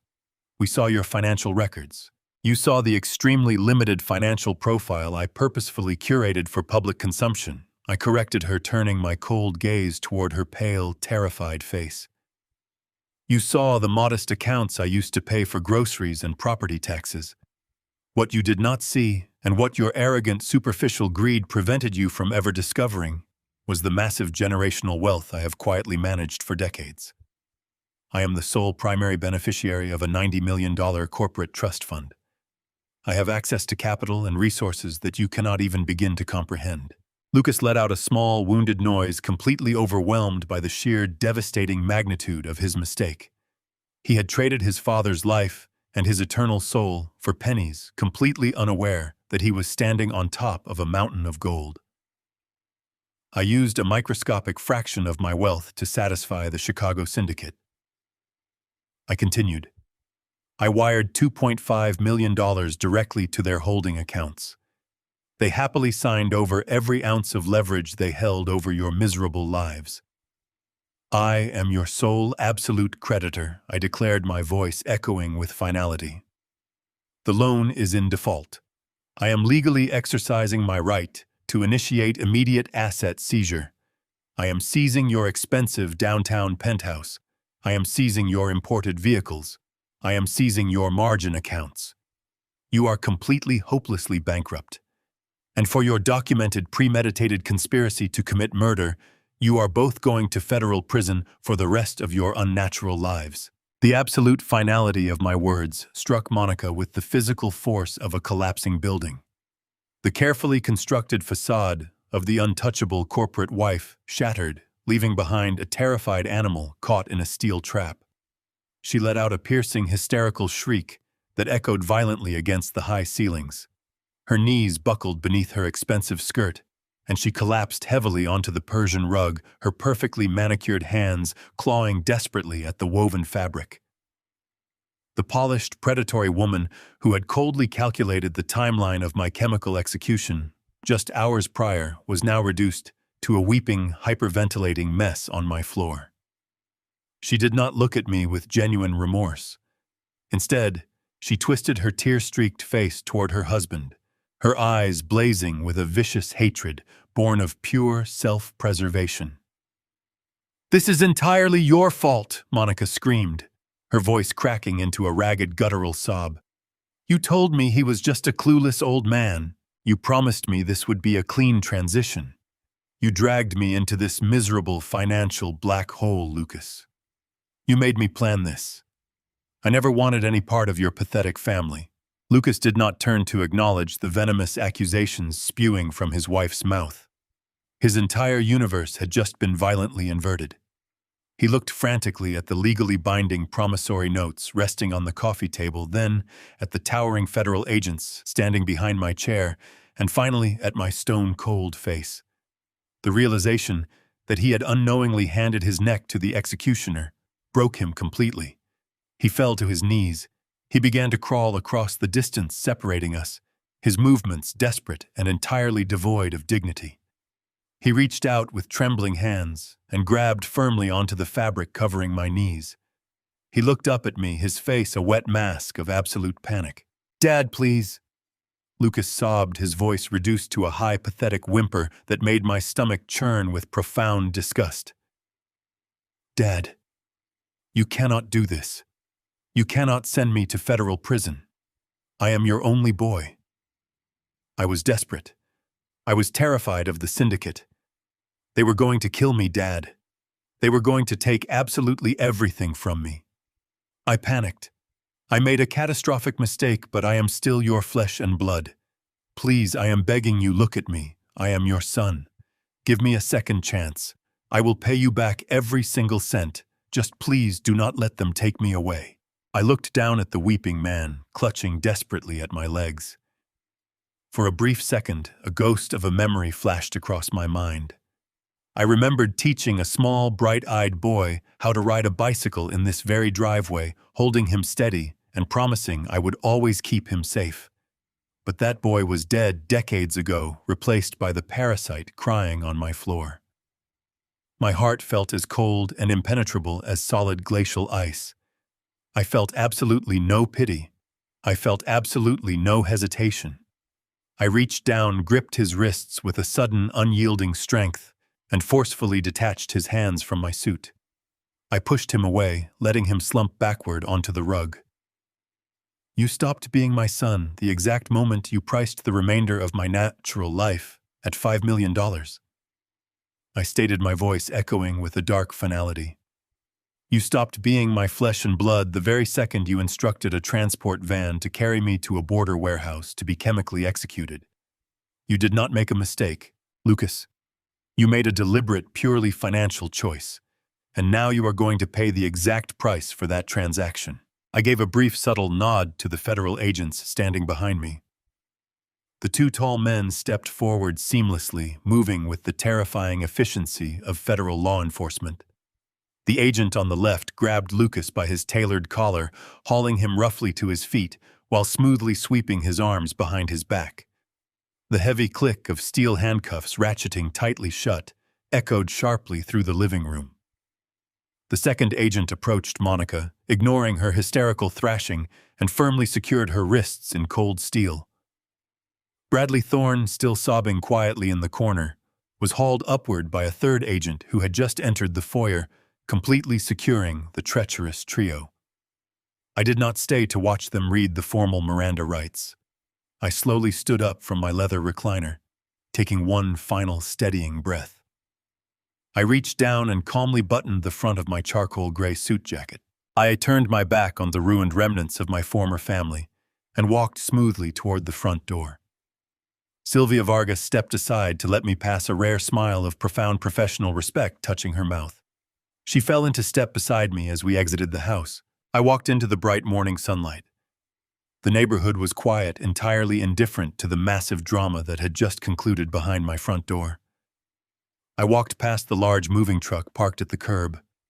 The two burly movers hired to empty my house were leaning against the metal bumper, smoking cigarettes and looking deeply confused by the sudden swarm of federal vehicles blocking the street. I did not offer them a single glance. I continued walking with my head held high, my posture straight, and my dignity completely restored. A black town car was idling smoothly near the driveway. The driver scrambled to open the door as I approached. I slid into the luxurious leather interior, inhaling the rich scent of the upholstery. Sylvia climbed into the seat beside me, pulling out her silver tablet to begin untangling the remaining financial wreckage of my former son's broken corporate empire. I looked out the tinted window one final time, gazing at the modest house where I had lived for over 30 years. It held zero sentimental value for me now. It was nothing more than an empty wooden box purged of the toxic parasites who had secretly plotted to drain my life away. The driver engaged the transmission, and the heavy town car glided away from the curb. I left my old house firmly behind, driving confidently toward a brand new life, finally completely free. Family is often described as our safest harbor, but blood alone does not guarantee loyalty. True respect is earned through integrity, not entitlement. When greed overshadows love, even the closest bonds can rot from the inside out. My son believed my age made me weak, and my silence made me foolish. He mistook paternal patience for blind ignorance. The absolute hardest lesson I ever learned was that you cannot save someone actively trying to destroy you. Sometimes stepping away and letting them face the brutal consequences of their own actions is the only way to protect your peace. If my story resonated with you, please hit the like button and subscribe to the channel. Have you ever faced a shocking betrayal from someone you trusted implicitly? Share your experiences in the comments below. I read every single one. Thank you and stay strong.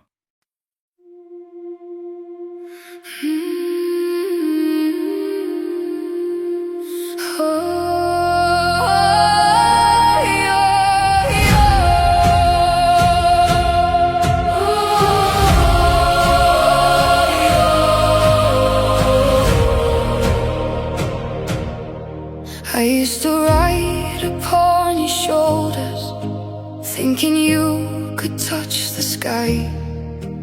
Every road felt less uncertain when I saw the world through your eyes.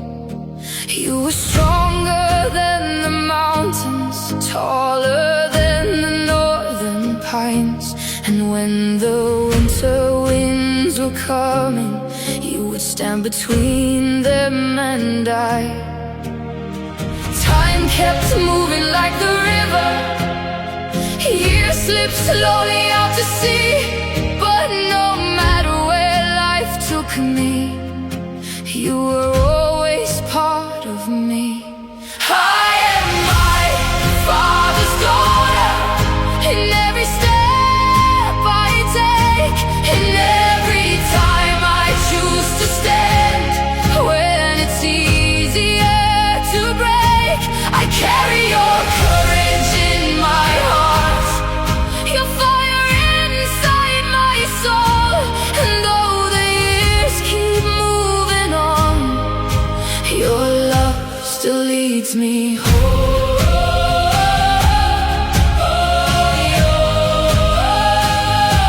You taught me strength is not in power, but in kindness when it's hard. You taught me how to keep on going when the road grows cold and dark. Every lesson, every story, every laugh around the flame lies within me like an echo, calling softly through my name. And when I face my greatest battles, when I feel I can't go on, I can hear your voice beside me saying, child, you're stronger than you know.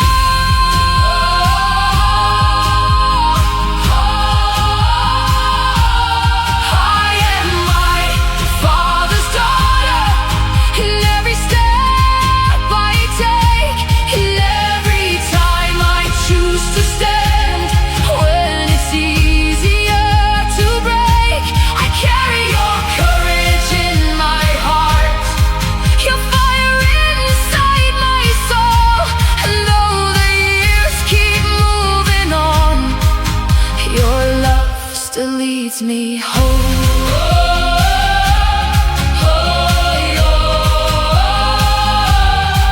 One day the snow will cover footprints, one day the fire will burn low. But the things a father gives his daughter are the things that never go. Not the gold or